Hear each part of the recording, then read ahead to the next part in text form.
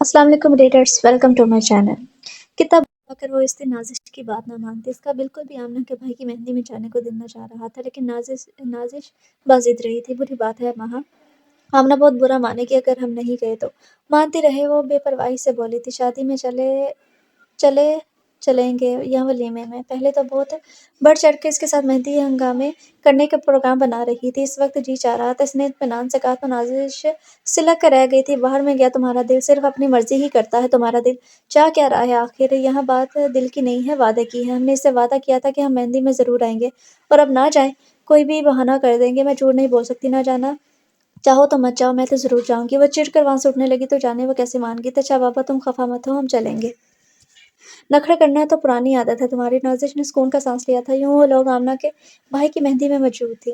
ماہ کو بخوبی احساس تھا کہ وہ تمام لوگوں کی توجہ کا مرکز ہے۔ اس کی گردن احساس تفاخر سے تھوڑی تن سی گئی تھی۔ اس کا حسن تھا ہی ایسی توجہ کے قابل۔ قدرت نے اسے حسن کی دولت سے بخشنے میں بے حد فیاضی سے کام لیا تھا۔ ڈھونڈنے سے بھی کوئی خامی یا کمی نظر نہیں آتی تھی۔ وہ جہاں جاتی لوگوں کی نظروں کا مرکز بن جاتی تھی۔ ابھی وہ BA کی طالبہ تھی اور بے شمار رشتے اس کے گھر کی چوکھٹ کو پکڑے ہوئے تھے، لیکن اسے جانے کس کا انتظار تھا وہ جو اس طرح ہر لحاظ سے مکمل ہو، اس کی طرح ہر لحاظ سے مکمل ہو، ساتھ ساتھ بے پناہ امیر بھی، تاکہ وہ اپنی ان خواہشات کو مکمل کر سکے جو اس کے دل میں چھپی ہوئی ہیں۔ مہندی میں بھی جب لوگ اسے دیکھ کر ٹھٹک جاتے تو اسے بڑا مزہ آتا۔ ہنسی کے نرم تراش تو لبوں سے پھوٹ رہی تھی۔ نازش کو احساس تھا کہ ماہ بہت خوش ہے، لوگوں کی توجہ کا مرکز بن کر وہ ہمیشہ یوں ہی خوش ہوا کرتی تھی۔ اس سمے سے اپنے آپ سے ہونے والی احساس سے کمتری ہونے لگی تھی۔ یوں تو وہ کوئی بہت عام بھی نہ تھی، ٹھیک ٹھاک خوش شکل قبول صورت لڑکی تھی، لیکن ماہ کے سامنے وہ بہت پیچھے رہ جاتی تھی۔ پہلی بار اسفندیار نے اسے اسی دن دیکھا تھا۔ ایک بار نگاہ کیا اٹھی تھی کہ وہ تھم کر رہ گئی تھی۔ سیاہ جارجٹ کے اسٹائلش سے سوٹ نے اس کی حسن کو دھمکا کر رکھ دیا تھا۔ ایسا حسن پہلے کبھی دیکھا تھا اس نے؟ حالانکہ اس نے ساری دنیا گھوم رکھی تھی، لیکن دل پہلے یوں بے قرار نہ ہوا تھا۔ وہ لڑکی کون ہے نعمان؟ اسفندیار نے بے چین ہو کر آمنہ کے بھائی سے پوچھا تھا۔ کون لڑکی؟ وہ انجان بن کر پوچھنے لگا تھا، حالانکہ اسے اچھی طرح احساس تھا کہ اس محفل میں ایک لڑکی سب سے نمایاں اور خاص ہے۔ اس کی شخصیت ایسی ہے کہ ہر شخص اس بے قرار ہو کر اس کے بارے میں پوچھنے لگتا تھا، وہی جو بلیک سوٹ میں ہے۔ اسفند کی نظریں خود بخود وہیں ٹکی ہوئی تھیں۔ آمنہ کی دوست ہے ماہ، اس کے ساتھ کالج میں پڑھتی ہے، کہوں تو ملوا دوں؟ نہیں، اس نے نفی میں گردن ہلائی تھی۔ میں یہ کام خود انجام دے دوں گا۔ اگلے لمحے وہ اس کے سامنے موجود تھا۔ میں اسفندیار ہوں، کیا آپ میری دوست بننا پسند کریں گی؟ ماہ کے ماتھے پر بل پڑ گئے تھے۔ آپ کا دماغ ٹھیک ہے یا نہیں؟ اس نے اوپر سے نیچے تک اس پر نظر ڈالی تھی۔ انتہائی ڈیشنگ پرسنالٹی پر پراعتماد شوخ آنکھیں، خوبصورت لبوں پر کھلتی مسکراہٹ، سب کچھ متاثر کن تھا۔ لیکن اس نے متاثر ہونا کب سیکھا تھا؟ ابھی تک تو اسے لوگوں کو متاثر کرنے کا فن آتا تھا۔ ٹھیک کہا آپ نے، ابھی اچانک آپ کو دیکھتے ہی دل و دماغ، ہوش و حواس سب کھو بیٹھا ہوں۔ وہ اس کی آنکھوں میں دیکھ کر مسکرا رہا تھا۔ چلو نازش چلتے ہیں۔ پتہ نہیں آمنہ نے بھی کیسے کیسے لوگوں کو انوائٹ کر رکھا ہے۔ اس کا غصہ اسفند کی صاف گوئی پہ انتہا کو پہنچ چکا تھا۔ وہ فوراً نازش کو لیے وہاں سے ہٹ گئی تھی، لیکن کچھ ہی دیر بعد وہ آمنہ کے ہمراہ پھر سے اس کے پاس چلا آیا تھا۔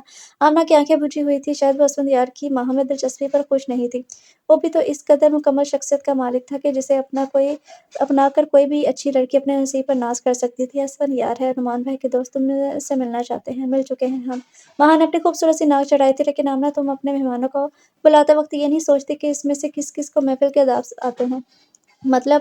آمنہ حیران رہ گئی تھی۔ دل کی بات کو سچائی سے لبوں پر لے آنا کوئی محفل کے آداب کے خلاف بات نہیں ہے۔ وہ دلکشی سے مسکرایا تھا۔ نازش اس دوران بالکل خاموش رہی تھی۔ ماہ کے سامنے سے ہمیشہ ہی یوں ہی نظر انداز کر دیا جاتا تھا، لیکن دل کو یوں ہتھیلی پر لیے پھرنا بھی تو کوئی شریفانہ حرکت نہیں ہے۔ ماہ معلوم نہیں واقعی اس سے متاثر ہوئی تھی یا نہیں، یا پھر بن رہی تھی۔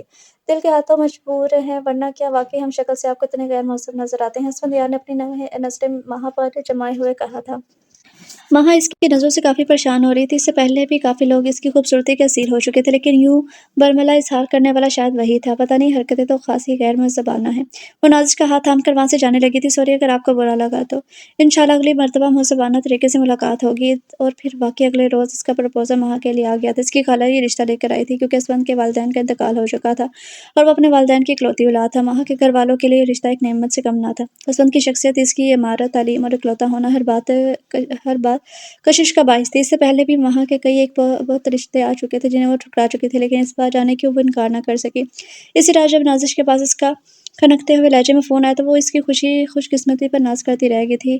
امی ابو تو بہت خوش ہیں، وہ خود بھی آیا تھا ساتھ۔ پہلی بار میں ہی بر دکھاوا، وہ زور سے ہنسی تھی۔ اگلی بار اسے دیکھنے امی ابو جاتے، اس لیے سوچا ہوگا خود ہی چلا جاؤں، وقت ضائع نہ ہو۔ بڑی جلدی ہے محترم کو، میں تو سمجھ رہی تھی یوں ہی فضول میں انجوائے کر رہا ہے، لیکن وہ تو بڑا سیریس نکلا۔ کیوں، تم میں کیا کمی ہے؟ تم انجوائے کرنے والی ہستی تو نہیں ہو، تمہیں پا کر کون خوش نہیں ہوگا؟ بس اب تم اپنی فکر کرو، ڈھونڈ لو ایسا ہی کوئی۔ ماہا نے چیختے ہوئے اسے مشورہ دیا تھا، جو میری قسمت میں ہوگا مجھے مل جائے گا۔ فی الحال تم مبارکباد وصول کرو۔ نازش نے کہا تھا، ابھی کچھ دیر پہلے اسون کا فون بھی آیا تھا، کہہ رہا تھا کہ اگر میں نے نہ کی یا میرے گھر والوں نے کوئی گڑبڑ کی تو وہ کچھ بھی کر بیٹھے گا یا دیوانہ ہو رہا ہے وہ تو۔ ماہا کی آواز میں ایک عجیب سا فخر یا احساس تھا۔ کوئی آپ کا اس درجہ طالب ہو تو شاید اپنے آپ پر یوں ہی غرور ہونے لگتا ہے۔ تم ہو ہی ایسی، میں بھی لڑکا ہوتی تو شاید۔ نازش نے اسے سراہا تو وہ ہنستی تھی۔ بارات والے دن تو اس کی شان ہی نرالی تھی۔ آف وائٹ سوٹ پر بلیک کلر کی چادر اوڑھے وہ انتہائی شاندار لگ رہا تھا۔ یقیناً ماہا کی زندگی کا ساتھی ایسا ہی ہونا چاہیے تھا۔ نازش نے اسے دیکھتے ہوئے سوچا تھا، خود ماہا بھی آج کم نہیں لگ رہی تھی۔ ڈل گولڈن کلر کے نیٹ کے بے حد اسٹائلش سوٹ پر اس نے آج امی کے گولڈن جھمکے پہنے ہوئے تھے۔ خوبصورت نفیس سا makeup, light brown silky بال جنہیں آج اس نے کھلا چھوڑا ہوا تھا، سبھی اسے سراہ رہے تھے۔ دونوں کی جوڑی واقعی بہت زیادہ خوبصورت تھی۔ سب کے ہی علم میں آ چکا تھا کہ اسفند اور وہ دونوں ایک بندھن میں بندھنے جا رہے ہیں۔ اسفند کے چہرے پر بڑی پیاری سی مسکراہٹ تھی۔ اس کی دلکش اور معنی خیز گفتگو پر نازش نے پہلی بار ماہا کو یوں گھبراتے اور جھجکتے ہوئے دیکھا تھا، ورنہ وہ بڑی پر اعتماد سی لڑکی تھی۔ اب تو آپ کو یقین آ گیا نا کہ ہم کوئی دل پھینگ نہیں بلکہ انتہائی شریف انسان ہیں۔ جو ہی وہ کچھ دیر کو تنہا ہوئی تو وہ فوراً پوچھ بیٹھا تھا۔ نازش جان بوجھ کر دونوں کو تنہا چھوڑ کر وہاں سے کچھ دیر کے لیے چلی گئی تھی۔ لگتا تو ایسا ہی ہے، وہ جواباً مسکرائے تھے۔ ابھی بھی لگتا ہے؟ اس کی بات پر وہ ہنس دیا تھا۔ خیر ابھی کیسے پتہ چلے گا، یہ تو شادی کے بعد کھلے گا۔ اسفند کے جملے پر وہ جھپ کر ادھر ادھر دیکھنے لگی تھی۔ آپ کی دوست کہاں چلی گئی ہے؟ خاصی سمجھدار ہے۔ اس کی جھجک کو محسوس کر کے اس نے موضوع تبدیل کیا تھا۔ میری بہت اچھی دوست ہے، سب دوستوں سے زیادہ بہت محبت کرتی ہے مجھ سے، ماہا نے بتایا تھا۔ محبت تو ہم بھی کرتے ہیں، اسفند نے گمبھیر آواز میں کہا تھا۔ کیا ہم سے بھی زیادہ کرتی ہے وہ؟ اب بھلا اس کے پاس سوائے نظریں جھکانے کے اس سوال کا کیا جواب ہوتا؟ پھر وہ جلدی دونوں ایک ہو گئے تھے۔ اسفند تو تھا ہی اس گھر کا، دیکھ کر سارے عزیز رشتہ دار اور ماہا کی سب دوستیں انتہائی شس سے رہ گئے تھے۔ ایسا حسین مکمل اور قیمتی سامان سے مزین وہ گھر انہوں نے کبھی خواب میں بھی نہیں دیکھا تھا۔ وہ سب اسفند کو مہندی لگانے کی رسم ادا کرنے آئی تھی۔ انہیں یہ تو معلوم تھا کہ اس کا تعلق انتہائی اپر کلاس سے ہے، لیکن اتنا ویل ڈیکوریٹڈ گھر ماہا کی تو واقعی قسمت کھل گئی تھی۔ یہاں کی وہ بے تاج ملکہ ہوتی کہ اسفند کے علاوہ کوئی نہیں تھا جو اسے روک ٹوک کرتا۔ یہ پوری راج دہانی اسی کی تھی۔ مزے آگے ماہا کے تو، نہ ساس نہ نندے نہ کوئی اور بچہ۔ ان لوگوں کو تو کہیں ہنی مون پر بھی جانے کی ضرورت نہیں ہے۔ ماہا کے گروپ کی ایک دوست فاریا نے رشک سے کہا تھا۔ ہاں یہ تو ہے، آمنہ نے بھی سر ہلایا۔ اسے ابھی تک افسوس تھا کہ نہ وہ اتنا اصرار کر کے اس روز انہیں شادی میں بلواتی، نہ ہی اسفند اسے وہاں دیکھتا، نہ ہی اس کا دیوانہ ہوتا۔ اس سمے وہ یہی بھول چکی تھی کہ یہ تو آسمانی فیصلے ہوتے ہیں۔ نعمان کی شادی میں نہ صحیح کہیں اور یا پھر دیکھے بغیر ہی شادی تو ان کی ہونی ہی تھی۔ اب ساری شادیاں تو کیوپٹ کا شکار ہو کر انجام نہیں ہوتی نا۔ خود ماہا کو بھی پتہ نہیں تھا کہ وہ کسی کے لیے اتنی اہم ہو سکتی ہے، یا پھر اس کی عام سی زندگی یوں بدل سکتی ہے۔ زندگی کا اصل مزہ تو اب آیا تھا۔ بے انتہا خوبصورت آرام دہ زندگی، شوہر کی بھرپور توجہ اور پیار، وہ سب کچھ جو قدرت نے اسے بن مانگے اس کی سوچوں سے بھر کر عطا کر دیا تھا۔ شادی کے دوسرے دن کی ابتدا انتہائی خوبصورت انداز سے ہوئی تھی۔ ابھی وہ سو کر بھی نہیں اٹھی تھی کہ موتیوں کے پھولوں کی تیز مہک نے اسے نیند سے بیدار کر دیا تھا۔ کچھ دیر تو وہ اس کی سمجھ میں نہیں آیا کہ اب وہ کہاں پر ہے۔ اٹھ جائیں محترمہ، اپنے گھر میں آپ کی پہلی صبح ہو چکی ہے اور آپ کے اٹھنے کی منتظر ہے۔ اسفند کی آواز اس کے کانوں میں اتری تو وہ پوری طرح ہوش میں آ گئی تھی۔ سامنے ہی وہ اپنے پسندیدہ سفید کاٹن کے سوٹ میں نہایا دھویا، فریش سا، لبوں پر مسکراہٹ لیے کھڑا ہوا تھا۔ سوری اسفند، کیا بہت زیادہ دیر ہوگی؟ بالکل نہیں، ابھی تو دن کے صرف 12 بجے ہیں۔ خالہ امی آپ کا 2 بار پوچھ چکی ہیں، اس نے اطلاع دی تھی۔ یہ تو بہت برا ہوا۔ وہ ایک دم سے گھبرا گئی تھی۔ اتنا برا بھی نہیں، کیونکہ سوتے ہوئے آپ کچھ زیادہ ہی اچھی لگ رہی تھی، اور میں سوچ رہا تھا کہ اس کے لبوں پر شرارت کے ساتھ ساتھ جانے اور کیا تھا۔ وہ فوراً چھلانگ مار کر بستر سے اٹھ گئی تھی۔ میں بس ابھی تیار ہوتی ہوں۔ اگلے ہی لمحے وہ باتھ روم میں تھی۔ اسفند مسکراتے ہوئے صوفے پر بیٹھ گیا تھا۔ اس کے لبوں پر بہت خوبصورت مسکراہٹ تھی، اس بات کی خبر دے رہی تھی کہ وہ بہت زیادہ خوش ہے۔ ماہا اسے پہلی ہی نظر میں بہت پسند آئی تھی۔ اسی لمحے اس نے سوچ لیا تھا کہ اس بےحد پیاری لڑکی کو اسے اپنا بنانا ہے۔ اس سے پہلے بھی اس نے بہت حسین لڑکیاں دیکھی تھی، لیکن ماہا کا حسن سب سے الگ تھا۔ کبھی کبھی تو ماہا کو بھی یقین نہ آتا کہ کوئی اسے اس حد تک چاہ سکتا ہے۔ بات اس کے دل میں ہوتی اور جانے اسون کو کیسے خبر ہو جاتی تھی۔ اس کے کہے بنا اس نے چیزوں کا ڈھیر لگا دیا تھا۔ وہ بہت زیادہ خوش تھی۔ پلیز اسفند، ابھی پچھلی چیزوں کو تو استعمال کرنے دے۔ کتنی چیزیں تو میں نے پہنی تک نہیں ہے۔ کوئی بات نہیں، آہستہ آہستہ کرتی رہنا۔ لیکن اس سیٹ کو دیکھ کر مجھے فوراً تمہارا خیال آیا تھا، جیسے یہ تمہارے لیے ہی بنایا گیا ہو۔ محبت کی شدتوں کے ساتھ کہتا ہوا وہ خاموش ہو جاتی تھی۔ آپ تو ہر چیز کو دیکھ کر یہی سوچتے ہیں؟ نہیں، ہر چیز کو نہیں، خاص چیزوں کو دیکھ کر۔ وہ اسے خود سے نزدیک کر لیتا تو ماہا خود پر ناز کرتی رہ جاتی تھی۔ پھر وہ اسے ساری دنیا گھمانے لے گیا تھا۔ سوئٹزرلینڈ پہنچ کر تو اسے لگا وہ کوئی خواب دیکھ رہی ہے۔ اتنا حسن اتنی خوبصورتی، ایسی دلکشی اس نے کہاں سوچ رکھی تھی؟ پتہ ہے اس وقت فلموں میں یہاں کے حسین نظارے دیکھ کر میں رشک سے سوچتی تھی کہ پتہ نہیں وہ کون خوش نصیب لوگ ہوتے ہیں جو یہاں آ پاتے ہیں۔ موسم کی رنگینی خود میں اتارتے ہوئے اس نے کہا تھا، ہاں اس سے پہلے یہاں خوش نصیب لوگ ہی آتے تھے، لیکن آج یہاں کی وادیاں، سڑکیں، برفیلی چوٹیاں خود پر نازاں ہیں کہ تم نے یہاں آ کر ان کی شان بڑھا دی۔ اسون کی باتیں اسے کتنا اونچا، کس قدر بلندی پر لے جاتی تھی۔ کبھی کبھی اسے لگتا تھا کہ وہ کسی اور دیس کی باسی ہے، کہیں کی شہزادی ہے، تبھی تو ایک اتنا مکمل شخص اس کا دیوانہ ہے۔ وہ بے شک بے حد حسین تھی، لیکن دنیا میں حسن کی کیا کمی ہے؟ ہاں، صورت کے ساتھ اللہ نے اسے نصیب بھی اچھا دیا تھا۔ ان کی واپسی کے بعد نازش و آمنہ جب اسے ملنے آئی تو اسے دیکھ کر شش سی رہ گئی تھی۔ کس قدر دلکشی تھی جو اس کے روم سے پھوٹ رہی تھی۔ آسودگی، سہولت، محبت نے اسے کیا سے کیا بنا دیا تھا۔ کمبخت تو پہلے سے بھی زیادہ حسین ہو کر آئی ہے۔ آمنہ نے دل ہی دل میں اعتراف کیا، وہ واقعی اس قابل تھی کہ اسفند جیسا شخص اس کی زندگی کا ساتھی بنتا۔ اف، کچھ مت پوچھو کتنا انجوائے کیا ہم نے۔ دنیا کس قدر حسین ہے اور ہم یہاں اس ڈر میں مقید ہیں۔ میرا تو واپس آنے کو دل ہی نہیں چاہ رہا تھا۔ ماں کی بات پر حیران ہو کر نازش نے اسے دیکھا تو تم اپنے ملک کو ڈربا کہہ رہی ہو؟ دنیا میں کتنا بھی حسن ہو، سکون اپنے ہی وطن میں ملتا ہے۔ ہاں، تم ایسا کہہ سکتی ہو کیونکہ تم نے تو آج تک کراچی کے علاوہ پاکستان کا کوئی شہر تک نہیں دیکھا۔ اس کے لہجے کا غرور آمنہ تک کو اچھا نہیں لگا تھا۔ نازش تو اس کی بات پر چند سیکنڈ کے لیے خاموش ہو گئی تھی، پھر فوراً اس نے خود کو سنبھال لیا تھا۔ کیا کرے بھائی، اسفند بھائی جیسا کوئی بندہ جو نہیں ملا ہمیں، ورنہ ہم بھی ساری دنیا گھوم لیتے۔ آمنہ نے ہنستے ہوئے چوٹ کی تھی، اپنے نصیب کی بات ہے۔ ماہا مسکرائی تھی، اللہ تمہارے نصیب یوں ہی اچھے رکھے، نازش نے خلوص سے کہا تھا۔ پتہ نہیں اسے ماہا کے لہجے میں اترتے غرور سے خوف کیوں آ رہا تھا۔ خدا نے اسے ایک دم اتنا کچھ بخش دیا تھا کہ اسے سنبھالنا مشکل ہو گیا تھا۔ شادی کے 1 سال بعد ایمن اور علی نے ایک ساتھ اس کی دنیا میں جیسے ان کی فیملی کو مکمل کر دیا تھا۔ اسفند تو انہیں دیکھ دیکھ کر نہ تھکتا تھا، اتنے حسین اور پیارے بچے۔ ماہا کو لگتا جیسے وہ دنیا کی کوئی بہت اعلیٰ مخلوق ہے، بے حد عارفہ۔ اس کے پاس کس شے کی کمی ہے؟ بے پناہ حسن سے اس کے مزاج پہلے ہی شاہانہ تھے، اب تو جیسے سارا زمانہ اس کی ٹھوکر میں تھا۔ اتنی زیادہ توجہ اور پذیرائی نے اسے بے حد مغرور بنا دیا تھا۔ اسفند کے ملنے جلنے والوں اور اپنے گھر والوں تک کو خاطر میں نہیں لاتی تھی۔ میکے کا وہ چھوٹا سا گھر اب اسے مزید چھوٹا لگنے لگا تھا۔ کچھ دیر بعد ہی اس کا دم وہاں گھٹنے لگتا تھا۔ اس کی دونوں بھابھیاں اس کے آتے ہی الرٹ ہو جاتی تھیں۔ اپنی برتائی جتانے کے ساتھ سے لدی پتی وہاں داخل ہوتی تو ایک عجیب سی ہلچل مچ جاتی تھی۔ امی خاطرداریوں میں بجھ جاتی تھی۔ تنزیلہ بھابھی اور امارہ بھابھی دونوں کی سمجھ میں نہیں آتا کہ اپنی اس اکلوتی نند کے لیے کیا کریں۔ میں زیادہ دیر نہیں رکوں گی امی، بس آپ سے ملنے آ جاتی ہوں، ناک منہ چڑھا کر بول کر کہتی تھی۔ کیا آج بھی جلدی چلی جاؤ گی؟ ماں کی آنکھیں بجھ سی گر جاتی تھی۔ بہت کام ہے امی۔ اس کے جواب پر امی بیچاری پوچھ بھی نہ پاتی کہ پورے گھر میں نوکروں کی ایک فوج ہے، پھر بھلا اسے کیا کام ہے؟ شام میں اسفند کے ساتھ ایک پارٹی میں جانا ہے، وہ اطلاع دیتی۔ میکے آتے ہی یہ اس کی پسندیدہ گفتگو تھی۔ جہاں رہو بیٹا خوش رہو، اللہ اپنے گھر میں آباد رکھے، بس بچے بہت یاد آتے ہیں، جلدی جلدی آ جایا کرو۔ پورے 1 ماہ بعد آئی ہو اس بار، وہ دبے دبے لہجے میں کہنے لگی تھی۔ کیا کروں امی، گھر سے نکلنا آسان ہوتا ہے کیا؟ اتنا بڑا گھر ہے، اس کی ذمہ داری ہے، اس کی آواز میں بیزاری ہوتی تو نوکروں کے سر پر نہ کھڑے رہو، ڈنڈی مار جاتے ہیں کام میں، اتنا ٹائٹ کر رکھا ہے، پھر بھی یہ چھوٹے لوگ۔ چلو خیر، بتاؤ کیا کھاؤ گی؟ کوئی بھابھی لاڈ سے پوچھتی تو اس کا سر نفی میں ہل جاتا۔ بس زیادہ دیر نہیں رکوں گی بھابھی، زحمت نہ کرے تو یہ سب کچھ کیوں اٹھا لاتی ہو؟ ہمارے گھر کا تو ایک دانہ تمہیں پسند نہیں؟ ہمارا بھابھی کچھ صاف گو تھی اس لیے کہہ اٹھی تھی۔ یہ ہمارے ہاں کا رواج ہے، کسی کے گھر خالی ہاتھ جانا پسند نہیں ہے اسفند کو، ویسے ہدایت کرتے ہیں۔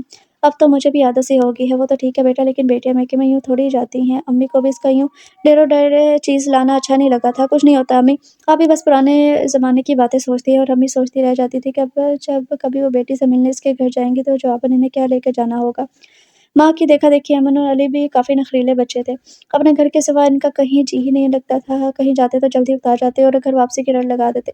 اس طرح آہستہ آہستہ وہ سب رشتہ داروں، دوستوں، عزیز سے کٹ کر رہ چکی تھی۔ اس کا اب ہلکا احباب دوسرا تھا اور اس سے بھی ان لوگوں میں مزہ آتا تھا، حالانکہ خود اسفند اس طرح کا نہیں تھا۔ اس کا رویہ سب کے ساتھ یکساں طور پر اچھا ہوتا تھا، وہ ملنے ملانے والا شخص تھا، لیکن جب وہ خود ماہا نہیں چاہتی تھی تو وہ اسے کس طرح مجبور کر سکتا تھا۔ اس دوران میں آمنہ اور نازش کی بھی شادیاں ہو گئی تھیں۔ آمنہ تو اپنے گھر میں خوش تھی، لیکن نازش جس کا صرف نکاح ہوا تھا اپنے شوہر کا انتظار کر رہی تھی۔ اس کا شوہر امریکہ میں تھا اور رخصتی اس کی پاکستان واپس آنے پر ہونی تھی۔ 5 سال گزر چکے تھے لیکن وہ تھا کہ آیا ہی نہیں تھا۔ اب تو نازش کے گھر والوں کو تفتیش ہونے لگی تھی، لیکن اس کے سسرال والے ہمیشہ ٹھیک ہے کہ راگ لاپتے رہتے تھے۔ اس بار جب وہ ماہا سے ملنے اس کے گھر آئی تو وہ بھی بار بار نازش سے یہی پوچھتی رہی، کب آ رہے ہیں سجاد بھائی؟ خیریت ہے؟ اتنے سال ہو گئے ہیں، ایک بار انہیں خیال نہیں آیا کہ یہاں کوئی ان کا منتظر ہے کہ بوڑھی کریں گے تمہیں؟ 27 سال کے تو ہم لوگ ہو گئے ہیں یار، کب رخصتی ہوگی؟ اس کا لہجہ ہمدردانہ سے زیادہ ظالمانہ تھا۔ نازش پہلو بدل کر رہ گئی تھی۔ پتہ نہیں، میرا تو کوئی رابطہ بھی نہیں ہوا ان سے، نہ کبھی فون آیا، نہ کوئی لیٹر کا کارڈ وغیرہ۔ تو کرو نہ پتہ، تمہارے گھر والے سو رہے ہیں کیا؟ شادی کی اصل عمر تو نکل جائے گی۔ بوڑھی دلہنیں کس قدر ہولناک لگتی ہیں۔ اپنی بات کا مزہ لینے کے لیے وہ زور سے خود ہی ہنس پڑی تھی۔ ابھی کہتی ہے ہر بات کا ایک وقت مقرر ہوتا ہے، انسان بہت بے اختیار ہے۔ نازش نے ضبط کے ساتھ جواب دیا، ورنہ ماں کی باتوں اور لہجوں پر اس کا دل کٹا جا رہا تھا۔ لو تو پھر جستجو کوشش سب بیکار چیزیں ہیں۔ اس کا انداز استزائیہ تھا۔ چھوڑو یار، کوئی اور بات کرو، میں بیزار ہو چکی ہوں اس موضوع سے۔ جب ہونا ہوگی ہو جائے گی۔ نازش واقعی بیزار لگ رہی تھی۔ لوگ ویسے بھی اس موضوع پر بات کر کے اسے پریشان ہی کرتے رہتے تھے۔ اکثر تو وہ چڑ بھی جاتی تھی، زیادہ تر خاموش رہتی۔ اس کے پاس جواب ہی کیا تھا ان سوالوں کا؟ کسی جاننے والے کی وساطت سے رشتہ ہوا تھا۔ سجاد اس کا شوہر 1 مہینے کے لیے پاکستان آیا تھا۔ جھٹ پٹ بات طے ہوئی اور اس کے جانے سے 3 دن پہلے نکاح ہو گیا تھا۔ سجاد کی امی کا کہنا تھا کہ وہ نکاح کے کاغذات ساتھ لے جائے تاکہ اسے وہاں بلانے میں آسانی ہو سکے۔ وہ منتظر ہی رہی کہ جانے سے پہلے سجاد اسے ملنے کچھ کہنے کی کوشش کرے گا۔ وہ تو اس کے بارے میں کچھ بھی نہیں جانتی تھی، لیکن دوسری مشرقی لڑکیوں کی طرح اس کا دل سجاد کے نام پر دھڑکنے لگتا تھا۔ نکاح کے 2 بولوں نے اس کے اجنبی کو شناسا سا بنا دیا تھا، لیکن وہ تو اسی طرح انجان تھا۔ نہ ملنے کی کوئی کوشش کی، نہ ہی کوئی فون آیا۔ ایسا تو اجنبی بھی نہیں کرتے۔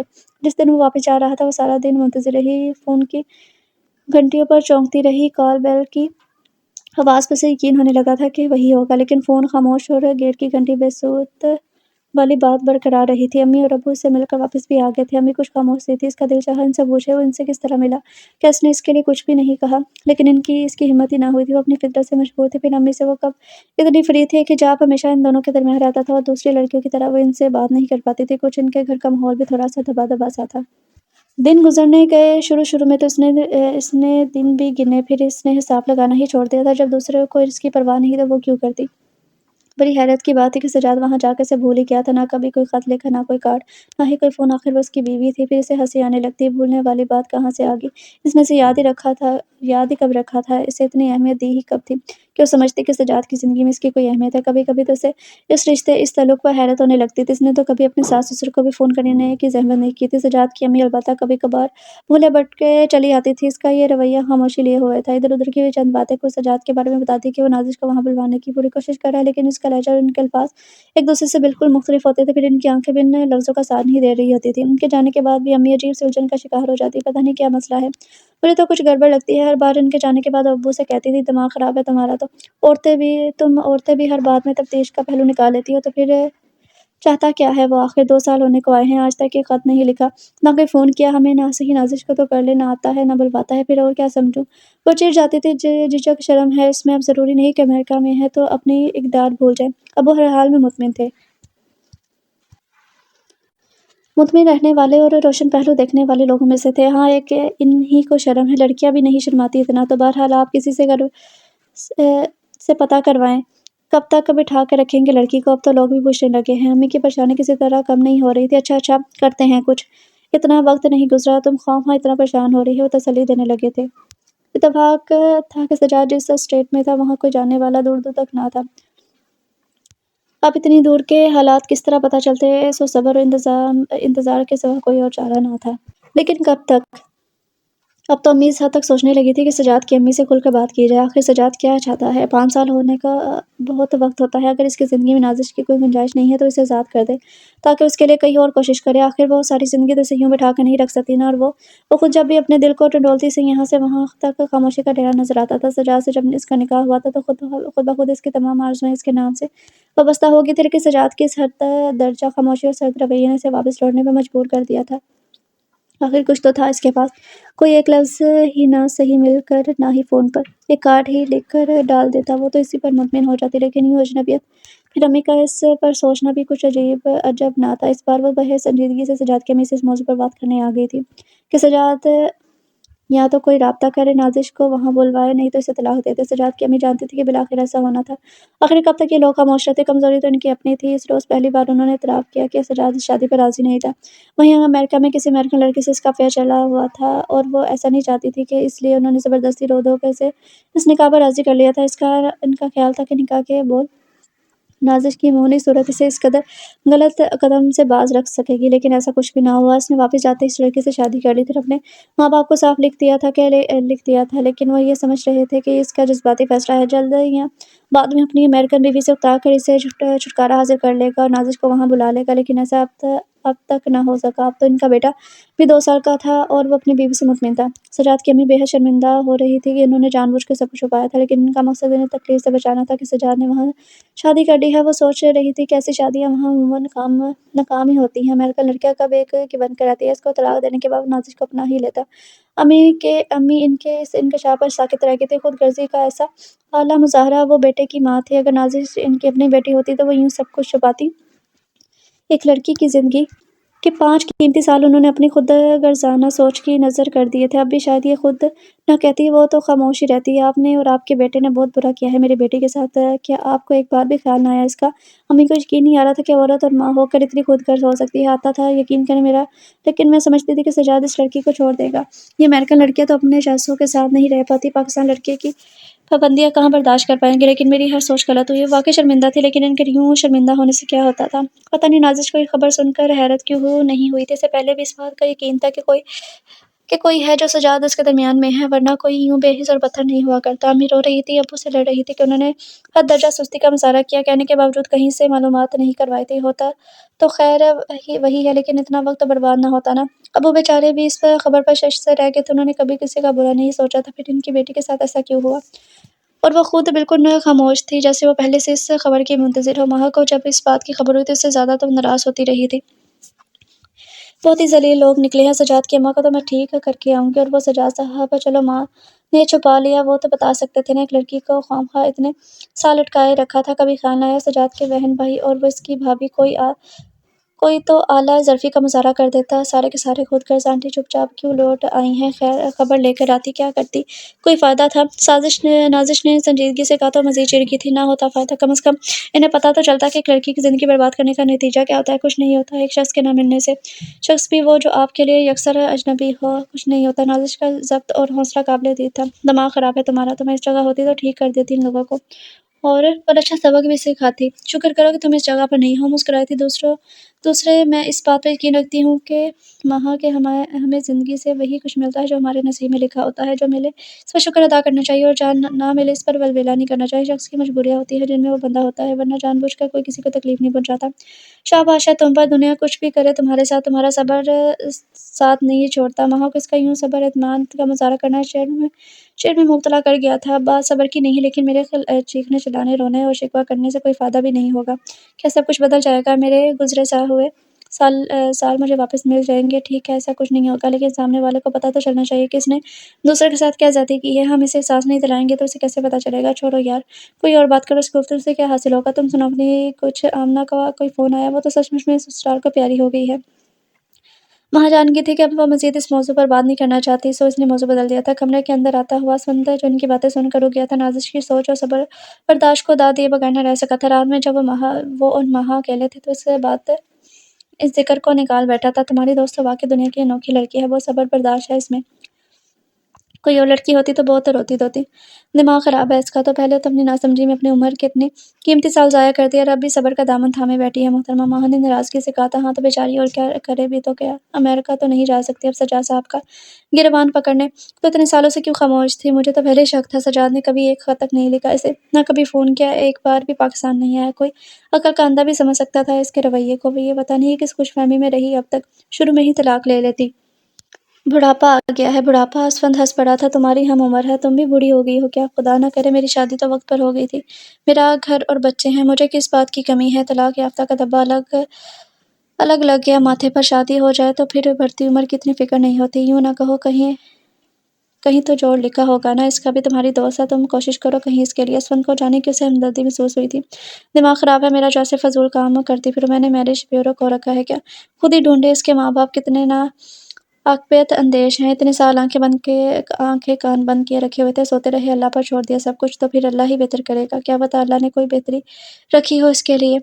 ہاں بہتری رکھی ہوگی، آپ بھی بس۔ ماہ کو مزید غصہ آیا تھا، اور شاید وہی لمحہ تھا جب انسان تقدیر کے کشمکشات کو مان لیتا ہے۔ ماہ کا خیال تھا کہ اس سارے واقعے میں اللہ نے کیا بہتری رکھی ہوگی، بس یہی کہہ کر ہم خود کو بہلا لیتے ہیں کہ اس میں اللہ کی بہتری ہوگی، اس لیے تو ہاتھ پر ہاتھ رکھ کر بیٹھے رہتے ہیں۔ انسان اپنی تقدیر خود بناتا ہے، وغیرہ وغیرہ۔ سننے سے ایسا مزید کچھ کہنے سے ٹوک دیا تھا۔ بیکار کی باتیں مت کرو، اللہ کو برا لگ جائے گا، سب کچھ اللہ کے ہاتھ میں ہوتا ہے، ہم بندے تو کٹ پتلیاں ہیں اس کے آگے، جنہیں وہ اپنی مرضی سے چلاتا ہے۔ فضول پرانے पुराने ख्यालात। फिर घर में बैठकर सुकून से क्यों नहीं रहते, क्यों भाग दौड़ करते हैं इतनी। मनोसरफा खुद ब खुद उतर आया करना आसमान से। वो तंजिया मुस्कुराई थी। बुरी बात असमत ने इसके होंठों पर उंगली रख दी थी। कुफर के कलमात नहीं निकालते मुँह से। चलो कोई और बात करो, इस वक्त तुम जज्बाती हो रही हो। और इस रोज जब वो दोनों रात गए कहीं खाना खाकर वापस आ रहे थे, अचानक हादसे ने इनकी जिंदगी को यकसर बदल दिया।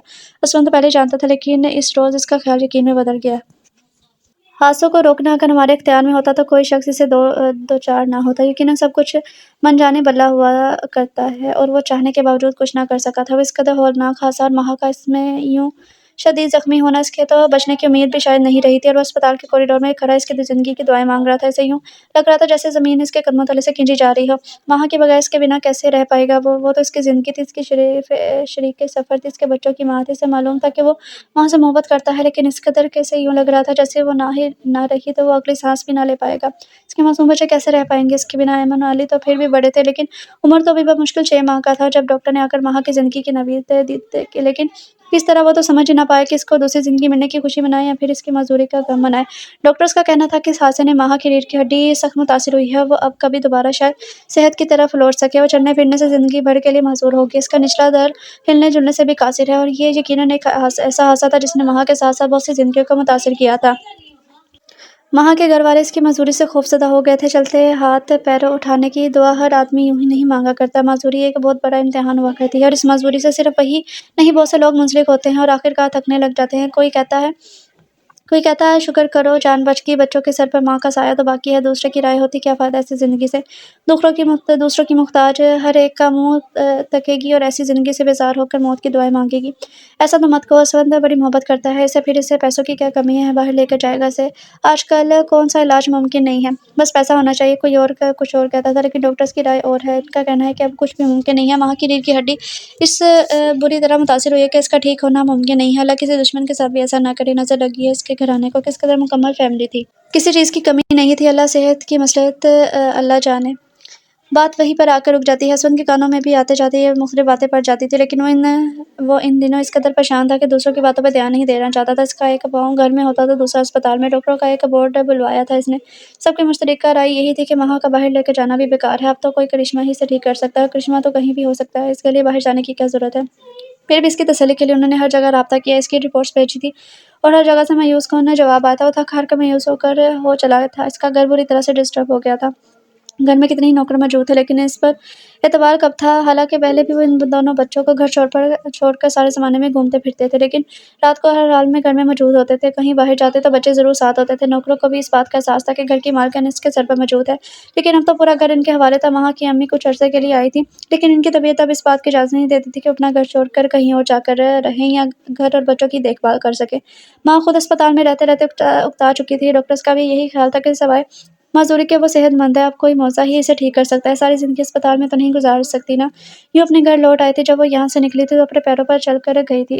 कैसे मालूम था कि इसकी वापसी यूँ दूसरों के हाथों पर होगी। वो तो अपना जिस्म हिला भी नहीं सकती थी, और अब इससे सारी ज़िंदगी यूँ ही वो तो अब अपना जिस्म हिला भी नहीं सकती थी। अब वो इससे सारी ज़िंदगी यूं ही बिस्तर पर लेटे लेटे गुजारनी थी। अपने कमरे में आके इसका खुद को संभालना मुश्किल हो गया था। स्वयं इसे समझा समझा के थक गया था। वो इसे अपनी मोहब्बत का यकीन दिला रहा था। प्लीज़ महा, हौसला करो। मैं जानता हूँ ऐसा करना तुम्हारे लिए मुश्किल है, लेकिन यकीन करो मेरे लिए भी ऐसा कहना आसान नहीं है। तुम ज़्यादा परेशान ना हो, तुम मुझसे अलग नहीं हो, मेरे वजूद का हिस्सा हो। तुम्हारी तकलीफ मैं अपने वजूद में महसूस कर रहा हूँ। यकीन करो, लेकिन मैं बेबस हूँ। तो काश मैं तुम्हारे इस दुख और तकलीफ को दूर कर सकता, लेकिन यकीन दिला सकता हूँ अपनी मोहब्बत का, अपने सच्चे होने का। मैं सिर्फ तुम्हारा हूँ। ये हादसा मेरे साथ भी हो सकता था, लेकिन हम दोनों ने तो हमेशा एक साथ रहने, हर हाल में मिलजुल कर दुख सुख सहने के वादे किए थे, और हम रहेंगे। प्लीज़ मायूस मत हो। मैंने दुनिया भर के बड़े बड़े डॉक्टर से राब्ता किया है। जहाँ भी हल्की सी उम्मीद होती है मैं तुम्हें वहाँ लेकर जाऊँगा। तुम ठीक हो जाओगी। मत बोलो मुझसे झूठ, मत यकीन दिलाओ मुझे ऐसी बातों का जो मुमकिन नहीं है। वो ठीक पड़ी थी, कुछ भी नामुमकिन नहीं है। अल्लाह चाहे तो मुर्दे में जान डाल सकता है। दुआ मांगा करो अल्लाह से, वो हमारे इस इम्तिहान को ख़त्म कर देगा, हमें इस मुश्किल से निकाल देगा। असफंद इसके दोनों हाथ थाम कर इसे रसानी से समझाने लगा था। खुद इसकी आंखों में आंसू भरे हुए थे। उसे बेइंतहा अजीज थी, और आज इस हाल में देखकर खुद इसका दिल बैठा जा रहा था। क्या बुरा किया था मैंने किसी का, जो अल्लाह ने मुझे इस हाल तक पहुँचा दिया। क्यों हुआ मेरे साथ ऐसा, मेरे साथ ही क्यों। वो बुरी तरह चिल्ला रही थी। महा प्लीज़ खुद को संभालो, मत करो इस तरह प्लीज़। असफंद की समझ में नहीं आ रहा था इसे किस तरह संभाले, कैसे तसल्ली दे। इसके साथ जो कुछ हुआ था, इसमें खुद पर काबू रखना कितना मुश्किल काम था। ये तो वही समझ सकता था जिस पर ये सब बीत रही हुई थी, लेकिन वो कर भी क्या सकता था सवाए सब्र और दुआ और कोशिश के। घर आने के बाद कई दिन तक महा का यही हाल रहा था। वो ज़रा सी बात पर चीखने लगती थी, चीख-चीख कर बेहाल हो जाती थी, थक कर चुप हो जाती थी, किसी से भी मिलने से साफ इनकार कर देती। कोई ज़बरदस्ती उसके पास चला जाता तो मुँह मोड़ लेती थी। आने वाला बैठे-बैठे तंग आकर खुद ही चला जाता था। सिवाय अपनी अम्मी के उसने अपने भाई और भाभी से भी मिलने से इनकार कर दिया था। नाज़िश, आमना वगैरह भी आगे से मिले बिना ही चली गई थी। हालाँकि नाज़िश की ज़ात से असफंद को यकीन था कि महा इससे मिलने से इनकार नहीं करेगी, क्योंकि इन दोनों के दरमियान ख़ासी दोस्ती थी। लेकिन जब नाज़िश यूँ मायूस पलटी तो वो कहे बगैर नहीं रह सका था। प्लीज़ नाज़िश, आप इसकी बात का बुरा मत मानिएगा। दरअसल वो इस हादसे से बुरी तरह टूट चुकी है। इस हालत में किसी भी आदमी का रद्द-ए-अमल ऐसा ही हो सकता है। मैं जानती हूँ असलम भाई, इसमें बुरा मानने की कोई बात नहीं है। इंशाअल्लाह वो ठीक हो जाएगी, आप फ़िक्र ना करें। नाज़िश का खूब रोने को दिल चाह रहा था, लेकिन वो सब्र बर्दाश्त से काम ले रही थी। वो मलकाओ जैसी हुस्न रखने वाली लड़की कैसे बिस्तर पर मज़बूत पड़ी थी। वो जो किसी को भी अपने सामने खातिर में न लाती थी, आज लोगों का सामना करने से इसकी हमदर्दाना नज़रों से घबरा रही थी। कल तक लोग इस पर रश्क करते थे, लेकिन आज इस पर तरस खा रहे थे। कभी इसकी ज़िंदगी लोगों के लिए एक मिसाल थी और आज काबिल रहम थी। अमन और ईमान माँ की हालत देखकर सहम कर रह गए थे। इन दोनों की उम्र 7 साल के करीब थी। वो समझदार ना सही तो नासमझ भी ना थे। माँ का यूँ हरदम बिस्तर पर पड़े रहना, रोना, चीखना-चिल्लाना इन्हें भी परेशान कर देता था। पहली बार इन्हें अपने सामने पाकर वो इस कदर फुट-फुट कर रोई कि वो दोनों खौफज़दा से हो गए थे। हालाँकि असद ने इन्हें अच्छी तरह से समझा दिया था कि इनकी मम्मा कुछ बीमार है, लेकिन जल्दी वो ठीक हो जाएगी, फिर वैसे ही चलती-फिरती, हँसती, बोलती हशाश-बशाश। उम्र तो था ही मासूम, अपनी आया को अपनी माँ समझने लगा था। वैसे भी वो पहले ज़्यादातर दिन भर इनके पास ही रहता था। फिर दिन गुज़र गए थे, मायूसी बढ़ती गई थी और महा का चिड़चिड़ापन अरूज पर आ गया था। स्पंद इससे सूरत-हाल से उकताया नहीं था, लेकिन परेशान ज़रूर हो गया था। वो जितना महा को समझाने की कोशिश करता, वो इतना ही बिछड़ी जाती या फिर बिल्कुल खामोश हो जाती और बोलते-बोलते थक कर खुद ही चुप हो जाता था। महा की अम्मी जब भी आती इसे समझाती, लेकिन खुद इस पर जो बीत रही थी वो खुद ही जानती थी। एक चलता-फिरता, ज़िंदगी से भरपूर वजूद यूँ साकित पड़ जाए तो इसे कैसा लगता है। लोगों की रहम से भरी नज़रें, हमदर्दी से भरे जुमले, माज़ूरी का एहसास, बेबसी का ख़्याल इसे ज़िंदगी से दो चार किए जा रहा था। अक्सर तन्हाई में वल्लाह से शिकवा ना होती थी। अल्लाह, मुझसे कौन-सा गुनाह सरज़द हुआ था? कौन-सी ऐसी गलती हुई होगी थी जिसकी तूने मुझे इतनी बड़ी सज़ा दे दी? काश तूने मुझसे मेरी ज़िंदगी भी छीन ली होती। इस रोज़ के मरने से तो बेहतर था कि मैं एक बार ही मर जाती। असफंद भी कब तक बर्दाश्त करेंगे मेरी मजबूरी को? आखिर एक रोज़ उकता जाएंगे। एक ज़िंदा लाश के साथ कब तक ज़िंदगी गुजार सकेंगे वो? मेरे बच्चे माँ की मौजूदगी में बिना माँ के रह रहे हैं। मेरा घर दूसरों के रहमो करम पर है, मैं खुद दूसरों की मुहताज हूँ। या अल्लाह, या तो तू मुझे सेहत अता कर दे, नहीं तो मुझे इस मुश्किल से आज़ाद कर दे। इसमें इस तरह ज़िंदा रहना नहीं चाहती हूँ। घुट-घुट कर जीना इससे बर्दाश्त नहीं हो रहा था। इन हालात में जो सब्र, बर्दाश्त और हौसला चाहिए होता है, वो यकीनन हर एक के पास नहीं होता। जिनके पास होता है, वो यकीनन बहुत अनोखे और बहादुर होते हैं। इसके लिए वक़्ती एक नर्स और एक मुलाज़िम का तक मुका एक नर्स और एक मुलाज़िमा का इंतज़ाम कर दिया गया था, जो इसकी तमाम ज़रूरियात को देखती थी। शुक्र है इस जानिब से हसन को इत्मीनान था और वो इन तमाम अख़राजात को अफ़ोर्ड कर सकता था, वरना खुदा न ख़ास्ता वो ऐसा न कर पाता तो मसाइल यकीनन और ज़्यादा होते। काफ़ी दिन गुज़र जाने के बाद नाज़िश एक बार फिर आई। असफंद इस रोज़ इसके साथ महा के कमरे तक नहीं गया था। वो हिम्मत करके अंदर दाखिल हो गई। नर्स इसका मुँह हाथ धुलवा रही थी। इसे देखकर महा की आँखों में रोशनी उभर आई थी। प्लीज़ सिस्टर, मैं किसी से मिलना नहीं चाहती और मेरी इजाज़त के बिना कोई मेरे कमरे में ना आए। महा, मैं नाज़िश हूँ, क्या तुम मुझे भूल गई हो? इसने तेज़ी से आगे बढ़कर इसके दोनों हाथों को थाम लिया था। सिस्टर, मैं कह रही हूँ ना, मुझे तन्हाई चाहिए। मेरे कमरे में फालतू लोग क्यों घुसे चले आ रहे हैं? वो दोनों हाथ झटक कर चीखने लगी थी। प्लीज़ आप कमरे से चली जाइए, इनकी तबीयत ख़राब हो जाएगी। सिस्टर ने इल्तिजाई अंदाज़ में कहा। कुछ नहीं होगा, आप कुछ देर के लिए बाहर जाएँ, मैं सँभाल लूँगी। मैं असलम भाई की इजाज़त से यहाँ आई हूँ, इसकी बचपन की सहेली हूँ, प्लीज़ कुछ देर के लिए। नाज़िश के लहजे में न जाने क्या था कि सिस्टर को ना चाहते भी वहाँ से जाना पड़ा था। महा, खुदा के लिए नॉर्मल होने की कोशिश करो। तुम्हारा ऐसा करने से सूरत-ए-हाल बदल नहीं जाएगी, बल्कि इस तरह तुम दूसरों को भी परेशान कर रही हो, अपने घरवालों को, अपने शौहर को, अपने बच्चों को। हालात को पहले बहादुरी से फ़ेस करो, इंशाअल्लाह कोई रास्ता निकल आएगा, तुम ठीक हो जाओगी। लेकिन इस तरह दुनिया से मुँह छुपा कर सबको तकलीफ़ पहुँचा रही हो, जाओ यहाँ से। मैं कह रही हूँ ना। वो फिर से चीखी थी। मुझे कुछ नहीं सुनना, कोई नसीहत, कोई मशवरा नहीं, मैं तन्हा रहना चाहती हूँ, जाओ प्लीज़। इसे फिर से दौरा पड़ गया था। महा, प्लीज़ मेरी जान, मुझे गलत ना समझो, सब को गलत ना समझो, हम तुम्हारे हैं, तुमसे मोहब्बत करते हैं, तुम्हें फिर से हँसना बोलता देखना चाहते हैं, ज़िंदगी की तरफ लौटता देखना चाहते हैं। लेकिन तुम कोशिश तो करो। नाज़िश इसका चेहरा दोनों हाथों में थाम कर बोली थी। कोई मुझसे मोहब्बत नहीं करता, गलत कहती हो तुम। सब रहम खाते हैं, मुझ पर तरस आता है, इन्हें मेरी बेबसी पर नहीं चाहिए मुझे हमदर्दी की भी एक ऐसी तवज्जो और प्यार। मुझे मेरे हाल पर छोड़ दो, मत आओ मेरे पास। मुझे खुद से नफ़रत होने लगती है, ऐसी ज़िंदगी से नफ़रत होने लगती है। मैं मरना चाहती हूँ, जीना नहीं चाहती। वो ज़ोर-ज़ोर से रोने लगी थी। नाज़िश का दिल जैसे किसी ने मुट्ठी में ले लिया था। नहीं महा, प्लीज़ मत रो इस तरह। پلیز حوصلہ کرو، میں جانتی ہوں کہنا آسان ہے اور اس پر عمل کرنا مشکل، لیکن اس یوں سب سے کٹ کٹ کر تم نہیں رہ سکتی۔ تم میری جگہ ہوتی تو میں پوچھتی، میں جس طرح کی زندگی گزار رہی ہوں اس طرح جینا کتنا مشکل ہے۔ میں جانتی ہوں تم غلط نہیں کہہ رہی، لیکن کوئی کسی کی جگہ نہیں لے سکتا، ہر ایک کو اپنی قسمت کا لکھا خود بھگتنا پڑتا ہے۔ یہ بات ایک بار پہلے بھی میں نے تمہیں سمجھائی تھی۔ ہم سب بے بس اور لاچار ہیں، وہ جیسے چاہے ہمیں چلاتا ہے، کبھی دے کر آزماتا ہے تو کبھی چھین کر۔ ہمیں بس صبر و شکر کا دامن ہاتھ سے نہیں چھوڑنا چاہیے۔ جانے نازش کے الفاظ زیادہ پر تاثیر تھے یا لہجہ؟ وہ آہستہ آہستہ شانت ہو گئی تھی۔ میرے ساتھ ایسا کیوں ہوا؟ میرے ساتھ ہی کیوں؟ یہ مزدوری کی زندگی کیسے گزاروں گی میں؟ یا تو اللہ مجھے ایسے ہی پیدا کر دیتا، لیکن صحت دے کر مزدور کر دینا کیا قصور تھا میرا؟ بتاؤ نازش، میں نے ایسا کیا کیا تھا کہ اللہ نے میرا یہ حال کر دیا؟ وہ گلگیر لہجے میں بول رہی تھی۔ پتہ نہیں ماہا اس کی مصلحتیں وہی جانتا ہے، کبھی یہ صرف ایک امتحان ہوتا ہے جو اپنے عزیز بندوں سے لیا کرتا ہے ہم پر، کہ ہم اس پر پورے اترتے بھی ہیں یا نہیں، اور کبھی ہماری چھوٹی سی چھوٹی غلطی بھی پکڑ میں آ جاتی ہے، جس کا نتیجہ ہمیں بھگتنا پڑتا ہے۔ بس تم کسی بھی حالت میں صبر کا دامن ہاتھ سے نہ چھوڑو، اس سے مانگا وہ ضرور دے گا، مایوس نہیں لوٹائے گا، اور اپنے کردہ اور نہ کردہ گناہوں کی بخشش طلب کرتی رہو۔ میں کبھی کسی حالت میں اپنے رب سے مایوس نہیں ہوتی۔ نازش کا لہجہ پر یقین ہوا تھا۔ ماہ نے پہلی بار اس کے چہرے پر نظر ڈالی، چند لمحے تک دیکھتی رہ گئی تھی۔ یہ لڑکی ہمیشہ سے حوصلے سے حیران کر دیتی تھی، کسی بھی حال میں اس کے لبوں پر کوئی شکوہ نہیں آتا تھا، جیسے اسے بات کا یقین ہو کہ ہر بات اللہ کی طرف سے ہوتی ہے اور انسان اس معاملے میں انتہائی بے بس ہے۔ نازش وہ جانے کیا کہنے والی تھی، کچھ لمحے کو رکی۔ نازش، کیا تم اسفن سے شادی کر سکتی ہو کیا؟ وہ تو اپنی جگہ سے اچھل پڑی تھی۔ دماغ خراب ہو گیا ہے تمہارا؟ نازش کو ماہ کی بات پر بہت غصہ آ رہا تھا۔ دیکھو نازش، میں معذور ہو چکی ہوں، آج نہیں تو کل اسفن دوسری شادی ضرور کریں گے۔ گناہ سے بچنے کے لیے انہیں نکاح کر لینا چاہیے۔ وہ ساری زندگی اس طرح تو نہیں گزار سکتے۔ دوسرے، اس گھر کو ایک ایسی عورت کی ضرورت ہے جو اسے سنبھال سکے، ورنہ یہ نوکر اسے بالکل برباد کر دیں گے۔ اسفن کہتے ہیں ہماری شادی سے پہلے اور ان کی والدہ کے انتقال کے بعد جو 1.5 سال کا وقفہ، اس گھر کا یہی حال ہو گیا تھا۔ پھر میں نے آ کر اسے سنبھالا۔ گھر میں ایک عورت کا ہونا بہت ضروری ہوتا ہے، چاہے کئی نوکر موجود ہو، اور سب سے بڑھ کر میرے بچے۔ وہ نگلیکٹ ہو رہے ہیں، میں جانتی ہوں تم بہت اچھے دل کی مالک ہو، سب کچھ سنبھالو گی۔ کوئی اور عورت آ گئی اس گھر میں تو میری اور میرے بچوں کی کوئی گنجائش نہیں ہوگی۔ ماہ بہت تفصیل سے سمجھا رہی تھی۔ نازش کو اس کی باتوں پر حیرت ہو رہی تھی۔ ایک عورت کا اپنے ہی ہاتھوں سے اپنے گھر، بچوں کو کسی دوسری عورت کے حوالے کر دینا بڑے حیرانگی کی بات تھی۔ پھر ماہ کو مزاجاً بڑی مختلف تھی، خود کو بہت اہمیت دیتی تھی، لیکن آج قدرت نے اسے کن حالات میں پہنچا دیا تھا۔ لیکن ماہ، تمہیں اس سلسلے میں فکر کرنے کی کیا ضرورت ہے؟ اسفن بھائی نے یہ گھر تمہارے نام کر دیا، اس کی آمدنی کا ایک حصہ تمہارے اکاؤنٹ میں جمع ہو جاتا ہے، تمہیں کسی اور سے ڈرنے کی کیا ضرورت ہے؟ پھر اسفن بھائی بھی ایسے نہیں ہیں، وہ کبھی دوسری شادی نہیں کریں گے۔ تم خواہ اپنے دل میں وہم مت لاؤ، لیکن ایسا سوچنے کی صرف ایک ہی تو وجہ نہیں ہے، مجھے بچوں اور اسفن کا بھی خیال ہے۔ ماہ نے احتجاج کیا تھا، اس کے لیے تم صرف اپنا رویہ تبدیل کر لو، اتنا کافی ہے۔ تمہارا تلخ رویہ انہیں تم سے دور کر رہا ہے، ورنہ وہ سب تمہیں آج بھی بے انتہا چاہتے ہیں۔ نازش نے اسے سمجھایا تھا۔ شاید ماہ کے لہجے میں تھکن تھی۔ پلیز نازش، مان جاؤ، تمہیں کہیں نہ کہیں تو شادی کرنی ہے۔ اسفن ایک اچھے آدمی ہے، تمہیں خوش رکھیں گے، کیا تم میرے لیے اتنا نہیں کر سکتی؟ اتنا؟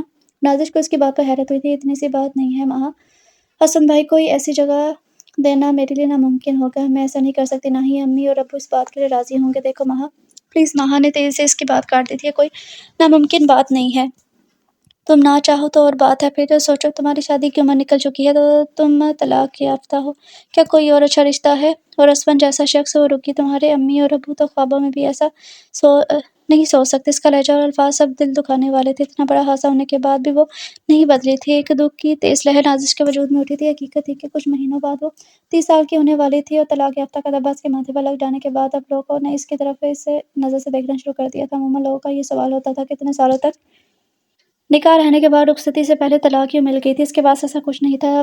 اب کے لوگ اس میں دلچسپی لیتے۔ عمر، شکل، صورت اور پیسہ، یہ 3 چیزیں لڑکی کے لیے بہت اہم ہوتی ہیں، لیکن اس میں سے کچھ بھی اس کے پاس نہیں تھا۔ گو شکل بری نہیں تھی، لیکن ایسی خاص بھی نہ تھی کہ لوگ کھینچے چلے آتے۔ امی ابو اس کے سلسلے میں واقعی بہت زیادہ پریشان تھے۔ امی تو اس کے لیے بہت لوگوں سے کہہ بھی رکھا تھا، لیکن ان سب کمزوری کے باوجود ماہ کا ایک دوست کی حیثیت سے یوں کہنا اسے دکھ میں مبتلا کر گیا تھا۔ I'm sorry نازش، میرا مطلب تمہارا دل دکھانا نہیں تھا، بلکہ تم کو حقیقت کی جانب لانا تھا۔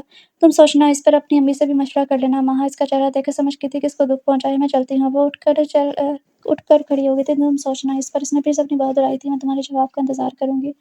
خدا حافظ۔ وہ مزید کچھ کہے وہاں سے چلی گئی تھی۔ اب اس کے سمجھ نہیں آ رہا تھا کہ ماہ کے اس پرپوزل پر خوش ہو یا پریشان۔ وہ ایسی زندگی گزارنا نہیں چاہتی تھی، دوسری عورت بن کر رہنا کتنا مشکل کام ہے، یہ وہی سمجھ سکتی تھی جو اس سے گزرا ہو۔ ماہ کے مزاج کو بھی وہ اچھی طرح جانتی تھی۔ وہ یہ بھی وہ یہ کبھی برداشت نہیں کر سکتی تھی کہ اس کے گھر پر کسی اور کا ہولڈ ہو۔ اسفند بھی اس سے بہت محبت کرتا تھا، پھر وہ کیوں ایسا کرے گی؟ اسے وہاں سے کیا ملے گا؟ نہ ہی شوہر کی محبت، نہ ہی اپنے گھر کا پرسکون احساس۔ اسے ششو پن میں تھی۔ امی نے اس کی الجھن کو محسوس کر کے پوچھا تو وہ چھپا نہ سکی تھی۔ ماہو کو ایسا نہیں کہنا چاہیے تھا امی۔ کیا میں ایسا کر سکتی ہوں؟ کیا وہ ایسا کر سکتی ہے کہ خود اپنے ہاتھوں سے کسی کو سوتن بنا کر اپنے گھر میں لے آئے، اپنا گھر، بچے اور شوہر اس کے حوالے کر دے؟ لیکن ایسا ہوگا بیٹا، آج نہ صحیح کل۔ اسفند جیسا مکمل شخص ساری زندگی یوں معذور بیوی کے ساتھ نہیں گزار سکتا۔ بیوی آدمی کی ضرورت ہوتی ہے بیٹا، گھر کے لیے، بچوں کے لیے، خود اپنے لیے، اور دوسرا نکاح کرنے کا حکم تو ہمارے مذہب نے بھی دیا ہے، ورنہ آدمی غلط راستوں پر چل پڑتا ہے۔ ماہا غلط نہیں سوچ رہی، اسے معلوم ہے کہ کوئی نہ کوئی عورت اس کی زندگی میں ضرور آئے گی، اور وہ جانے کیسی ہوگی۔ تمہیں تو وہ جانتی ہے، تمہارے ٹھنڈے مزاج کو پہچانتی ہے، تمہارے اندر جو صبر و برداشت کی قوت ہے وہ اس کے پاس نہیں ہے۔ وہ ایک ایسی لڑکی چاہتی ہے جس کے پاس یہ سب کچھ ہو۔ امی نے انتہائی ایمانداری سے اپنا مشورہ دیا تھا، لیکن اسی صبر و برداشت کی اس میں کمی ہے امی، جانتی ہوں۔ اس لیے تو اسفند کی دوسری بیوی میں صبر و برداشت کا مادہ ہونا ضروری ہے۔ ماہا نے اسی لیے تمہارے بارے میں سوچا، پھر تم اس کی دوست ہو، اس کا خیال رکھو گی، کوئی دوسری لڑکی تھوڑا برداشت کرے گی اس کو؟ امی، اس کا مطلب ہے کہ آپ اس پر راضی ہیں یعنی؟ ماہا ٹھیک کہہ رہی ہے، وہ تو نہ سمجھ ہے امی، آپ تو سمجھدار ہے، خود غرضی سے نہیں سوچے۔ مجھے کیا ملے گا وہاں؟ کیا میری زندگی میں ہمیشہ دوسری عورت بن کر جینا لکھا ہے؟ نازش کی آواز بھیگ گئی تھی۔ امی نے بڑکے سے سینے لگایا تھا۔ نہیں بیٹا، کوئی ماں اپنی بیٹی کا برا نہیں سوچ سکتی، میں بھی تمہارا بھلا ہی چاہوں گی۔ اسفند کے پاس وہ سب کچھ ہے جو ہر کسی لڑکی کی خواہش ہو سکتی ہے۔ میں اس سے جب بھی ملی ہوں مجھے ایک خوشگوار احساس ہوا ہے، اس میں کسی چیز کی کمی نہیں سوائے اس کے کہ وہ شادی شدہ بچوں کا باپ ہے، لیکن اب اس کا شادی شدہ ہونا نہ ہونا برابر ہے۔ ماہا تمہاری زندگی میں دخل نہیں دے پائے گی۔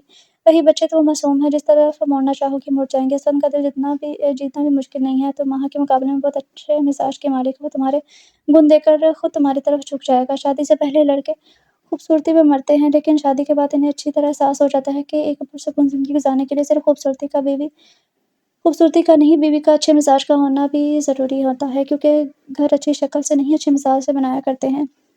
امی، میرے لیے ایسا سوچنا بہت مشکل کام ہے۔ آنسو جنہیں اب تک اس نے آنکھوں میں سے چھپا رکھا تھا، ضبط کے باوجود اس کے گالوں پہ بہہ نکلے تھے۔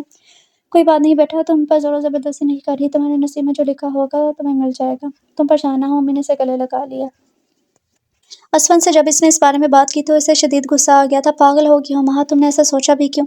تمہیں میرے کس رویے سے ایسا لگا کہ میں ایسا چاہتا ہوں؟ میں نے کب ایسا کہا؟ لیکن دیکھیں، اس گھر کو ایسی عورت کی ضرورت ہے جو سب کو سنبھال سکے۔ میں خود کو سنبھال نہیں سکتی، سب کی ضرورت کیسے پوری کر سکتی ہوں؟ اس نے بھرائی ہوئی آواز میں کہا تھا۔ کئی نوکر ہے گھر میں، سب کچھ خوش اسلوبی سے چل رہا ہے، میری فکر تم مت کرو۔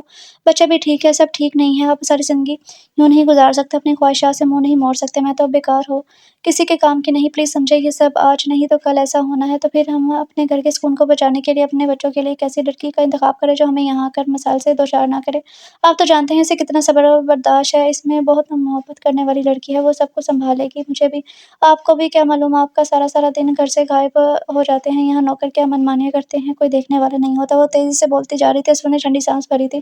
ابھی جو خوبیاں تمہیں نازش میں نظر آ رہی ہیں، بعد میں اسی کی خامیاں بچ جائے گی، گھر کا سکون برباد ہو جائے گا۔ دو کشتیوں میں سوار ہو کر آدمی کبھی سکون سے نہیں رہ سکتا۔ دو کشتیاں کہاں، پہلی کشتی تو ٹوٹ پھوٹ کا شکار ہے، خستہ ہو چکی ہے، اس پر سوار رہ کر آدمی کے ڈوبنے کا خدشہ ہے، اور میں آپ کو اس سے بچانا چاہتی ہوں۔ کہتے کہتے وہ رونے لگی۔ اسفند بے تاب ہو کر اس کی جانب بڑھ گیا تھا۔ تم خواہ وہموں کا شکار ہو رہی ہو ماہا، میں صرف تمہارا ہوں، یقین کرو میں اب بھی مایوس نہیں ہوں، کہیں نہ کہیں تو اس کا علاج ہوگا، آج نہیں تو کل، کچھ عرصے بعد۔ پلیز مایوس مت ہو۔ میں مایوس نہیں ہوں، لیکن سب جان چکی ہوں، پلیز مان جاؤ اسفند، پلیز۔ یہ نیکی بھی ہوگی، اس کی بھی تو کہیں شادی نہیں ہو رہی، آپ اسے اپنا لیں گے تو کسی کا بھلا ہو جائے گا۔ نیکی کے لیے کسی کو گلے کا ہار بنانے کی ہمت مجھ میں نہیں ہے، میں تمہارے علاوہ کسی کے بارے میں نہیں سوچ بھی نہیں سکتا، کسی کو تمہاری جگہ نہیں دے سکتا۔ میرے لیے کچھ نہیں ہے، میرے پاس کچھ بھی نہیں ہے جو میں اسے دے سکوں، اور یہ ایک لڑکی کے ساتھ زیادتی ہوگی نہیں ہوگی، اب جیسا شخص پا کر وہ خوشی سے پھولے نہیں سمائے گی، اور اب اس کو طلاق کے بعد کوئی کنوارا شخص تو نہیں مل سکتا نا، آپ میں تو کوئی خامی بھی نہیں ہے۔ دوسرے آپ اسے اس لیے تھوڑی اپنا رہے ہیں کہ اس سے اپنی رفاقت اور محبت لٹائیں، وہ تو ہمیں اس کی ضرورت ہے۔ یہ خود غرضی ہوگی ماہا۔ اسفند نے پھر سے اسے سمجھانا چاہا تھا، لیکن وہ سننے کے لیے تیار ہی کب تھی۔ کبھی کبھار اپنی خوشیوں کے لیے خود غرض بن جانا چاہیے اسفند، پلیز ہاں کر دے۔ اسے نہ چاہتے بھی وہ سب ماننا پڑا تھا۔ خود نازش ایسا نہیں چاہتی تھی، لیکن امی ابو کی آنکھوں میں اطمینان کی جھلک دیکھ کر ایسا کرنے پر مجبور ہو گئی تھی۔ اس نے ماہا سے کہا تھا، ماہا میں یہ سب تمہاری وجہ سے مان رہی ہوں، پلیز بعد میں رشتوں کے بدل جانے پر مجھے غلط مت کہنا، میں پہلے تمہاری دوست ہوں، اس کے بعد کچھ اور میں اپنی دوستی کھونا نہیں چاہتی۔ ایسا کچھ نہیں ہوگا نازش، ہماری دوستی انشاءاللہ برقرار رہے گی۔ ماہا کو اس کے مان جانے پر خوشی ہوئی، پھر ایک دل چیر دینے والا احساس اسے لپٹ میں لے رہا تھا۔ اس شادی میں اور لوگوں کے ساتھ مہا کے گھر والے بھی شریک ہوئے تھے۔ مہا کی امی ایک سلجھی ہوئی خاتون تھی، اس کے باوجود ان کے چہرے پر افسردگی نظر آ رہی تھی، جبکہ مہا کی بھابھی اور بھائی وغیرہ کچھ اکڑ سے تھے۔ مہا کی دونوں بھابھیوں کے چہروں پر استزائیہ سی مسکراہٹ تھی، جیسے کہہ رہی ہو کہ دوسروں کی زمین پر اپنا تاج محل کھڑا کرنا انتہائی بے وقوفی کی علامت ہوتی ہے۔ پھر مہا جیسے لڑکی کے ساتھ شوہر کو باڑنا، یقیناً تمہیں دن میں تارے نظر آ جائیں گے۔ آمنہ شادی سے پہلے اس سے ملنے گھر آئی تھی تو وہ بھی اس عمل سے باز رہنے کی تاکید کر رہی تھی۔ تم بہت غلط کر رہی ہو نازش، اسود بھائی مہا سے بہت محبت کرتے ہیں، اب بھی اس کی معذوری کے باوجود۔ پھر مہا کے مزاج کا تمہیں پتہ ہے، اس کی زبان کے آگے خندق ہے، کسی کو معاف نہیں کرتی۔ اب تو اور بدمزاج اور چڑچڑی ہو گئی ہے۔ تمہاری زندگی عذاب کر دے گی، پورے گھر پر ہر شخص پر اس کا ہولڈ ہے۔ بے شک وہ معذور صحیح لیکن نہ چلے گی اسی کی گھر پر تم کڑکتی رہو گی ہر پل۔ تمہیں بھی اس میں بہت اچھی طرح جانتی ہوں، کسی کو ایک لفظ نہیں کہہ سکتی، نہ اپنے حق کے لیے لڑ سکتی ہو۔ صبر صبر، کیا یہی کچھ ہے تمہاری زندگی میں؟ خدا کے لیے نازش اب بھی سوچ لو۔ اسود بھائی میں لاکھ خوبیاں سہی، یہ خامی کیا کم ہے کہ وہ مہا کے شوہر ہیں۔ ابھی تو اس نے خود تمہیں اس کے لیے راضی کیا ہے، لیکن کچھ دن بعد جینا عذاب کر دے گی۔ تمہارا گھر میں اسی کے نام ہے، کم از کم صرف ایک گھر ہی اپنے نام لکھوا لیتی، مہا کی طرح ایک ماہانہ رقم اپنے اکاؤنٹ میں کچھ رقم جمع کروانے کی شرط وغیرہ۔ مجھے معلوم ہے کہ تم نے کچھ نہیں کیا ہوگا، نہ ہی کرو گی۔ وہ بولی تو بولتی چلے گی۔ نازش اس کی باتیں خاموشی سے سنتی رہی تھی، اس کے چپ ہونے پر سردگی سے مسکرائی تھی۔ کیا تمہیں یقین ہے آمنہ کہ یہ سب چیزیں مجھے وہ سب خوشیاں دے سکیں گی جن کی تمنا ایک لڑکی کرتی ہے؟ نہ صحیح، کم از کم کچھ تو سیکورٹی کے لیے ہونا چاہیے۔ مہا کا کیا بھروسہ، جیسے ابھی اسے اس بات کی ضد ہو رہی ہے، کل اسے یہ سب برا لگنے لگا، حماقت کرنے لگی، پھر تمہارا کیا ہوگا؟ پھر وہ اسود بھائی کو اس بات کے لیے مجبور کرے گی کہ تمہیں چھوڑ دے؟ نازش کا چہرہ پھیکا پڑ گیا تھا، لیکن اگلے ہی لمحے اس نے خود کو سنبھال لیا۔ میری قسمت، میرے نصیب، اگر ایسا لکھا ہوا تو اس میں کوئی روک نہیں سکتا۔ ہر بات صرف نصیب نہیں ہوتی نازش، دعا اور عمل ہمارے نصیب کو بدل دینے پر قادر ہوتے ہیں، ورنہ ہر شخص ہاتھ پہ ہاتھ رکھ کر بیٹھا رہتا۔ آمنہ نے اسے سمجھایا تھا، دعا اور عمل کی اہمیت اور سچائی سے مجھے انکار نہیں ہے آمنہ، لیکن میں اپنے اللہ سے مایوس نہیں ہوں۔ پہلے سے یہ سب کروں تو اس کا مطلب ہے میں اس کی رحمت سے انکار کر رہی ہوں۔ اپنے آنے والے کل کے خوف سے میں اللہ کو اس کی رحمت کو نہیں بلا سکتی۔ وہ رحیم ہے، کریم ہے، قادر ہے، جب چاہے جو چاہے نواز دے، سب کچھ اسی کے ہاتھ میں ہے۔ پھر میں بندوں سے کیوں مانگوں، کیوں چاہوں؟ اسی سمے اس کے چہرے پر خدا کی وحدانیت، سچائی اور اس کے مکمل یقین کرنے کی وجہ سے اتنا نور تھا کہ آمنہ کی نظر اس کے چہرے پر جم کر رہ گئی تھی۔ وہ دل میں شرمندہ ہونے لگی تھی۔ سوری نازش، یہاں آ کر میں تمہاری سوچوں کے آگے شرمندہ ہو جاتی ہوں۔ خدا تمہارے اس یقین کو قائم رکھے اور تمہیں اپنی اتنی خوشیاں دے کہ تم سنبھالتے سنبھالتے تھک جاؤ۔ آمنہ نے پورے خلوص کے ساتھ دعا دی تھی تو وہ مسکراتے ہوئے بولی تھی، تمہاری انہی دعاؤں کی مجھے ضرورت ہے آمنہ۔ اور آج دلہن بنی وہ آتے جاتے چہروں کو خاموشی سے دیکھ رہی تھی، ہر چہرہ ایک مختلف کیفیت بیان کر رہا تھا۔ کسی چہرے پر محبت تھی، کسی پر دعائیں، کسی پر طنز، کسی پر مذاق، ہر کسی کے الگ الگ چہرے تھے۔ آگے اس کے کیا ہونا تھا ابھی اسے نہیں پتا تھا، امتحان تو ابھی شروع ہوا تھا۔ اس نے ٹھان لیا تھا کہ وہ اس پر پورا اترنے کی کوشش کرے گی۔ اسود نے اس دوران اس میں ایک بار بھی اسے مخاطب کرنے کی کوشش نہیں کی تھی، وہ مستقل اس سے باتوں میں مصروف تھا۔ صرف ایک دو بار تصویریں اتروانے اس کے پاس آ کر بیٹھا تھا، تب بھی اس کی طرف دیکھا تک نہ تھا، جب اسے اس قدر ناقص سی تیار اس کی دلہن نہ ہو، کوئی اجنبی ہستی ہو۔ رخصت ہو کر وہ گھر آئی تو اسود اسے سب سے پہلے مہا کے کمرے میں لے گیا تھا۔ مہا کی آنکھیں سوجی ہوئی تھی، شاید وہ بہت دیر تک روتی رہی تھی۔ نازش کا دل دکھ گیا تھا، بڑا عظیم دکھ تھا، بہت بڑا نقصان جو اس نے اٹھایا تھا، اپنی صحت، اپنا گھر اور اپنا شوہر کی محبت کو کھو کر بانٹ کر۔ یقیناً اسے اسی طرح دکھ ہی ہونا چاہیے تھا۔ مہا اس کی یہ حالت دیکھ کر اسود بے قرار ہو کر آگے بڑھا تھا، اسے سامنے پا کر وہ زاروں کی طرح رونے لگی تھی۔ مہا پلیز اس طرح مت رو، دیکھو مجھے بہت تکلیف ہو رہی ہے، پلیز۔ میں نے وہی کیا جو تم نے کہا تھا، تمہاری ہی ضد ہے یہ، ورنہ میں ایسا نہیں کرنا چاہتا تھا۔ اب یوں رو کر مجھے پریشان مت کرو، تمہیں معلوم ہے تمہاری آنکھوں میں آنسو نہیں دیکھ سکتا۔ وہ اس سمے نازش کی موجودگی کو مکمل طور پر نظر انداز کر چکا تھا۔ نازش نے مہا کو سنبھالنے تسلی دینے کے لیے آگے بڑھنا چاہا تو اسود نے اسے ہاتھ اٹھا کر روک دیا تھا۔ پلیز آپ اپنے کمرے میں جائیں، آرام کریں، سیدھے ہاتھ پر تیسرا کمرہ آپ کا ہے، نہ پتہ چلے تو کسی ملازم سے پوچھ لیجیے گا۔ وہ چند لمحوں کے لیے سکتے میں رہ گئی تھی، اگلے ہی لمحے تیزی سے پلٹ کر باہر نکل گئی تھی۔ اس کی آنکھوں میں آنسو امڑ آئے تھے، ابھی تو ابتدا تھی اس گھر میں، اس کی پہلی رات، اور کتنا خوبصورت سواگت ہوا تھا اس کا۔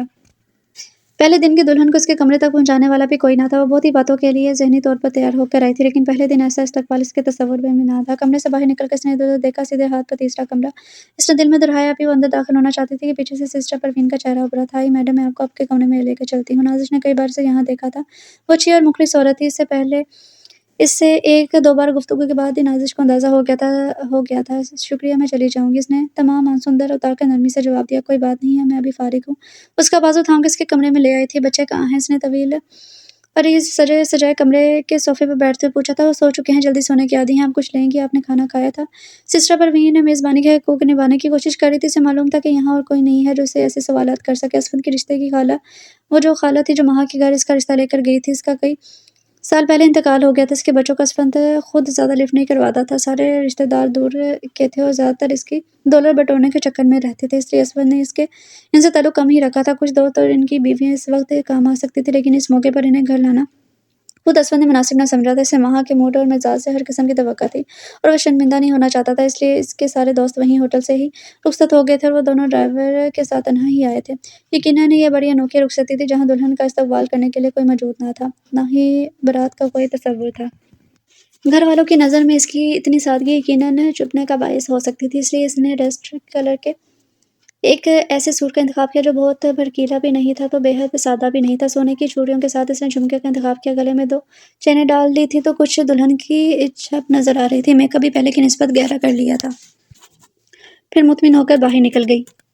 پتہ نہیں مجھے اس حالت میں مہا کے پاس جانا بھی چاہیے یا نہیں، وہ فیصلہ نہیں کر پا رہی تھی۔ اسی لمحے سامنے سے اسفند نکل آیا، لمحے بھر کو وہ ٹھٹکا پھر سنجیدگی سے بولا تھا، کچھ دن آپ مہا کے پاس مت جائیے گا۔ کیوں؟ وہ پوچھنا چاہتی تھی لیکن کچھ سوچ کر خاموش رہی۔ جی اچھا۔ وہ ابھی تک کھڑی تھی، سوچ رہی تھی کہ واپس پلٹ جائے۔ بیٹھ جائیں، کھڑی کیوں ہیں؟ اسفند کی آواز کانوں میں اتری تو وہ چونکی، پھر وہیں ایک کونے میں ٹک گئی تھی۔ میں جانتا ہوں نازش بہت کچھ آپ کی توقع کے خلاف ہوا ہے اور ہوگا، لیکن یہ سب میں نے آپ سے پہلے آپ پر واضح کر دیا تھا۔ یقیناً آپ میری مجبوری کو سمجھیں گی۔ میں سب سمجھتی ہوں، آپ بار بار وضاحتیں نہ دیں، وہ آہستہ سے بولی تھی۔ میں نے بچوں کو بلایا ہے، عمر تو خیر معصوم ہے، لیکن ایمن اور علی سمجھدار بچے ہیں، انہیں اس کے لیے راضی کرنا میرے لیے مشکل کام تھا۔ وہ کچھ خفا سے بھی ہیں، لیکن مجھے امید ہے کہ آپ انہیں اپنے سلوک سے راضی کر لیں گی۔ وہ بتا رہا تھا کہ بچے آیا کے ساتھ کمرے میں داخل ہوتے۔ بچے اس کے لیے اجنبی نہیں تھے، لیکن پہلے بھی وہ اس سے زیادہ فری نہیں تھے، لیے دے رہنے والے مزاج کے بچے تھے۔ اور بچوں، نازش آنٹی کو تم دونوں جانتے ہی ہوگے۔ آنٹی؟ نازش کو عجیب سا محسوس ہوا تھا۔ ہاں، آنٹی ہی ہو سکتی ہوں میں، خدا ان کی ماں کو سلامت رکھے، اس نے دل ہی دل میں سوچا تھا۔ وہ دونوں خاموش رہتے۔ نازش آنٹی آپ دونوں کا خیال رکھیں گی، خاص کر عمر کا۔ آپ لوگوں کو کوئی مسئلہ ہو تو اماں کے علاوہ وہ نازش آنٹی کو بھی بتا سکتے ہیں، اسفند نے دونوں کو سمجھایا تھا۔ کہاں تھے تم صبح سے اب تک؟ رات ہونے والی ہے، ابھی تو ایک دن نہیں گزرا، اور ہاں، تم تو مجھے بھول گئے ہو۔ کل تمہاری شادی تھی، آج تمہاری دلہن کو تمہاری ضرورت ہوگی، تم اس کا دل بہلا رہے ہوگے، اسی لیے صبح سے میرے پاس نہیں آئے، وہ ہذیانی انداز میں پوچھ رہی تھی۔ مہا پلیز ایسا مت کرو، میرے مسائل میں اضافہ مت کرو، میں صبح سے آفس میں تھا، تم فون کروا لیتی، کام کچھ زیادہ تھا اس لیے فون کرنے کا ٹائم نہیں ملا مجھے۔ وہ جانے کی صفائیاں پیش کر رہا تھا۔ نازش جو دروازے پر کھڑی سب سن رہی تھی، اسے اس پر ترس آنے لگا تھا۔ جھوٹ مت بولو، تم اکتا چکے ہو مجھ سے۔ ہاں، اب تمہیں میری ضرورت ہی کیا ہے؟ ویسے بھی اب میں تمہارے کسی کام کی ہوں نہیں، میں دلہن کو چھوڑ کر تم بھلا میرے پاس کیوں آؤ گے؟ اس کا لہجہ انتہائی طنزیہ تھا، اسفند سے مزید برداشت نہ ہو سکا۔ مہا تمہیں شاید یاد نہیں، کل رات میں تمہارے پاس تھا، یہاں سویا تھا، اور پھر مجھے اس کے لیے کس نے مجبور کیا تھا؟ تم نے۔ میں نے تمہیں کتنا سمجھایا تھا، لیکن اس وقت تم ضد پر سوار تھی، اس لیے اب خدا کے لیے برداشت سے کام لو پلیز۔ اسفند، نازش آگے بڑھی، آپ جائیں یہاں سے، میں مہا کو سمجھاؤں گی۔ تم کیوں آئی ہو یہاں میرے کمرے میں؟ مہا سے نازش کا بنا سورا وجود گوارا نہ ہو سکا، اور وہ جس شخص کی وجہ سے یوں سجی بنی نظر آ رہی تھی، وہ اس کا اپنا اسفند تھا۔ وہ اسفند جس نے اسے ایک عام لڑکی سے خوبصورت گھر کی ملکہ بنا دیا تھا، جو اسے ہر پل احساس دلاتا تھا کہ وہ بڑی خاص ہستی ہے، کسی ملک کی ملکہ بننے کے قابل ہے۔ اس کا حسن، اس کی ذہانت غیر معمولی، اور وہ پورے یقین کے ساتھ اس پر ایمان لے آئی تھی۔ اپنی تعریف کسی اچھے نہیں لگتی، پھر وہ تو اس کا شوہر تھا جو خود بھی بڑا خاص تھا، ہر لحاظ سے مکمل، جس کے پور سے اس کی محبت کی خوشبو پھوٹتی تھی۔ وہ بڑی مطمئن تھی، پر اعتماد تھی کہ اسفند پورے کا پورا صرف اس کا ہے، لیکن پھر کیوں آج یہ دوسرا وجود اس کے درمیان حائل ہو گیا تھا؟ خود اسی نے تو ضد کر کے سب کروایا تھا، کیونکہ اندیشوں نے اسے پریشان کر رکھا تھا۔ کوئی دوسری لڑکی اسفند کی زندگی میں آ گئی تو کیا وہ اسے برداشت کر سکے گی؟ نازش تو اس کی بچپن کی دوست ہے، انتہائی مخلص اور صابر، پھر اس میں وہ بات کہاں تھی جو اسفند جیسے شخص کو اسیر کر سکے؟ یہ سوچ کر اس نے اسفند کو یہ قدم اٹھانے پر مجبور کیا تھا، لیکن آج اسے نازش اس روپ میں زہر لگ رہی تھی، اور معمولی سی لڑکی جسے اس نے زندگی کے کسی دور میں قابل اعتبار نہیں جانا تھا، وہ اس کے بچپن کی دوست ضرور تھی، لیکن وہ اس کے مقابلے میں ہمیشہ احساس برتری میں مبتلا رہی۔ آج وہی عام سی لڑکی اس کے مقابلے میں آ کر کھڑی ہو گئی تھی۔ مہا، میں نازش ہوں، تمہاری دوست۔ نازش نے پیار سے اس کا ہاتھ تھامنا چاہا تھا، جسے اس نے زور سے جھٹک دیا تھا۔ نہیں ہو تم میری دوست، تم اسفند کو مجھ سے چھیننے آئی ہو، لیکن یہ تمہاری خام خیالی ہے، تم کبھی بھی اسفند کو مجھ سے چھین نہیں سکو گی، اسفند میرے ہیں صرف۔ نازش کے چہرے پر ایک سایہ سا آ کر گزرا تھا، اسے شاید مہا کے منہ سے ان الفاظوں کی امید نہیں تھی، خود مہا نے تو اسے اس بات پر مجبور کیا تھا۔ ایسی کوئی بات نہیں ہے مہا، اسفند صرف تمہارے ہیں، میں ایسا کچھ سوچ کر یہاں نہیں آئی، میں تو جھوٹ بولتی ہوں، تم اسفند کی شخصیت اور عمارت سے مرعوب تھی، اس لیے فوراً مان گئی، ورنہ تم انکار بھی تو کر سکتی تھی، لیکن تم تو جیسے تیار بیٹھی تھی۔ تمہاری اوقات کیا تھی؟ طلاق یافتہ عمر رسیدہ عام سی شکل صورت۔ تم خود سوچو، کیا تم اسود کے قابل ہو؟ مہا کی زبان پر جیسے کانٹے لگ گئے تھے۔ اس سمے وہ یہ بھول گئی تھی کہ اسے اس شادی پر خود اس نے ہی مجبور کیا تھا، لیکن رقابت کی آگ شاید ایسی ہی ہوتی ہے، جھلسا دینے والی، اور مہا تو ہمیشہ سے ایسی ہی تھی، اپنے آگے کسی کو نہ گردانے والی، ماں باپ کی اکلوتی بیٹی، بھائیوں کی اکلوتی لاڈلی بہن، اور اسفند کے آگے پیچھے بھی تو کوئی نہ تھا۔ پورے گھر کی راجدھانی اسی کے ہاتھ میں تھی۔ اسفند بھی تو اٹھتے بیٹھتے صرف اسی کے گن گاتا تھا۔ نازش کا جی چاہ رہا تھا کہ وہ یہاں سے بھاگ جائے، اس قدر تحقیر، بے شک اسے اپنی ذات پر کوئی مان نہ تھا، لیکن کسی نے اس کی کبھی یوں تذلیل نہیں کی تھی۔ بے شک وہ مہا جیسی حسین نہ تھی، لیکن ایسی بھی نہ تھی کہ کوئی اسے یوں کہے۔ وہ بھی اس شخص کے سامنے جو اس کی زندگی کا ساتھی بنا دیا گیا تھا۔ وہ تو پہلے احساس کمتری میں ڈوبی ہوئی تھی۔ اسفند کے سامنے اس کی شخصیت کیسے دب سی جاتی تھی، لیکن مہا کے اس طرح کہنے پر جیسے وہ زمین پر گڑ سی گئی تھی۔ پہلی بار اسفند کو مہا پر بے حد غصہ آیا تھا، پہلی بار اسے مہا کے بدصورت رویے کا شدت سے احساس ہوا تھا۔ اس بے حد حسین چہرے کے پیچھے کتنا بدصورت دل تھا۔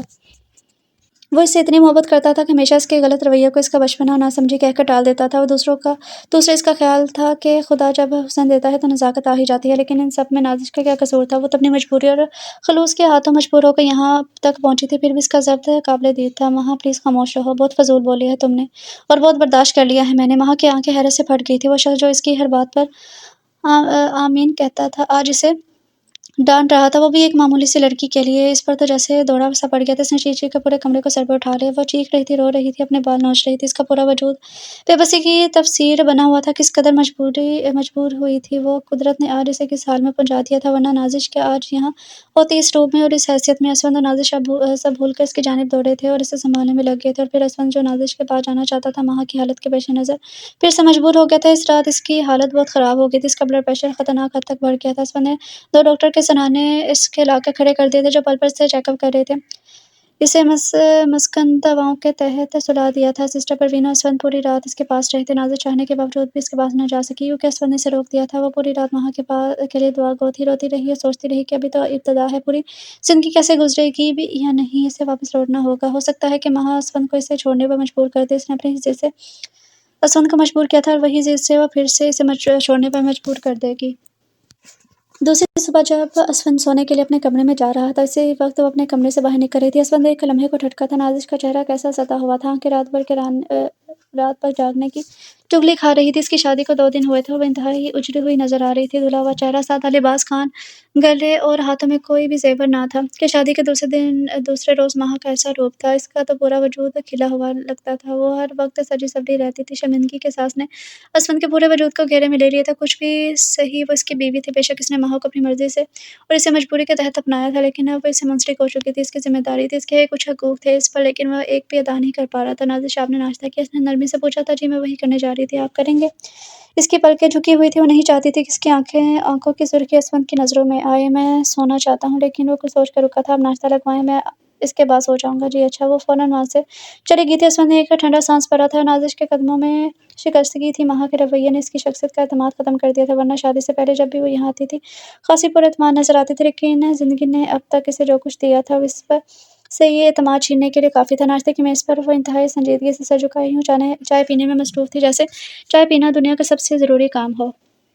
لگتا ہے آپ پوری رات سوئی نہیں؟ اسفند نے ایک گہری نظر اس پر ڈالی تھی۔ نہیں، میں سو گئی تھی۔ اب مہا کیسی ہے؟ ٹھیک ہے، اب تو سو رہی ہے۔ ڈاکٹرز کہتے ہیں وہ ذہنی طور پر بہت منتشر ہو چکی ہے، اس کا بلڈ پریشر بہت بڑھ گیا تھا، جو اس کے لیے بہت خطرناک ہے، اسے نارمل رکھنا بہت ضروری ہے۔ سمجھ نہیں آتا اس مسئلے کا کیا حل ہو۔ بہرحال خدا بہتر کرے گا۔ مہا کی کل کی باتوں کا مجھے بہت افسوس ہے، میں اس کے لیے آپ سے معذرت خواہ ہوں، لیکن اس کی ذہنی حالت کے پیش نظر مجھے امید ہے کہ آپ وہ سب نظر انداز کر دیں گی۔ میں سمجھتی ہوں، آپ پلیز پریشان نہ ہوں اور مجھ سے معذرت نہ کریں۔ میں یہاں اس لیے نہیں آئی کہ آپ کے مسئلے میں اضافہ کروں یا آپ بار بار مجھ سے معذرت کریں۔ مجھے معلوم ہے وقت نے مہا کو زبردست ضرب لگائی ہے، جس نے اس کی ذات میں دراریں ڈال دی ہیں، اس لیے وہ یہ سب سہ نہیں پا رہی۔ اس وقت ہماری پہلے ترجیح سے ذہنی طور پر اس کے لیے تیار کرنا ہے، اس لیے اس حادثے کو قبول کرنا ہوگا، اسے بہادر بننے کی کوشش کرنی ہوگی، جو اس کے لیے بہت ضروری ہے۔ میں اس کی دوست پہلے تھی، آپ کی بیوی بعد میں بنی ہوں۔ میں خود اسے زندگی کی طرف لانا چاہتی ہوں، اگر آپ اجازت دیں تو میں کوشش بھی کروں گی۔ نازش نے سنجیدگی سے کہا تھا، ضرور، مجھے آپ کے خلوص میں ہمیں ذرا شبہ نہیں ہے، لیکن جواباً آپ کو جو کچھ ملے گا وہ آپ سہ پائیں گی۔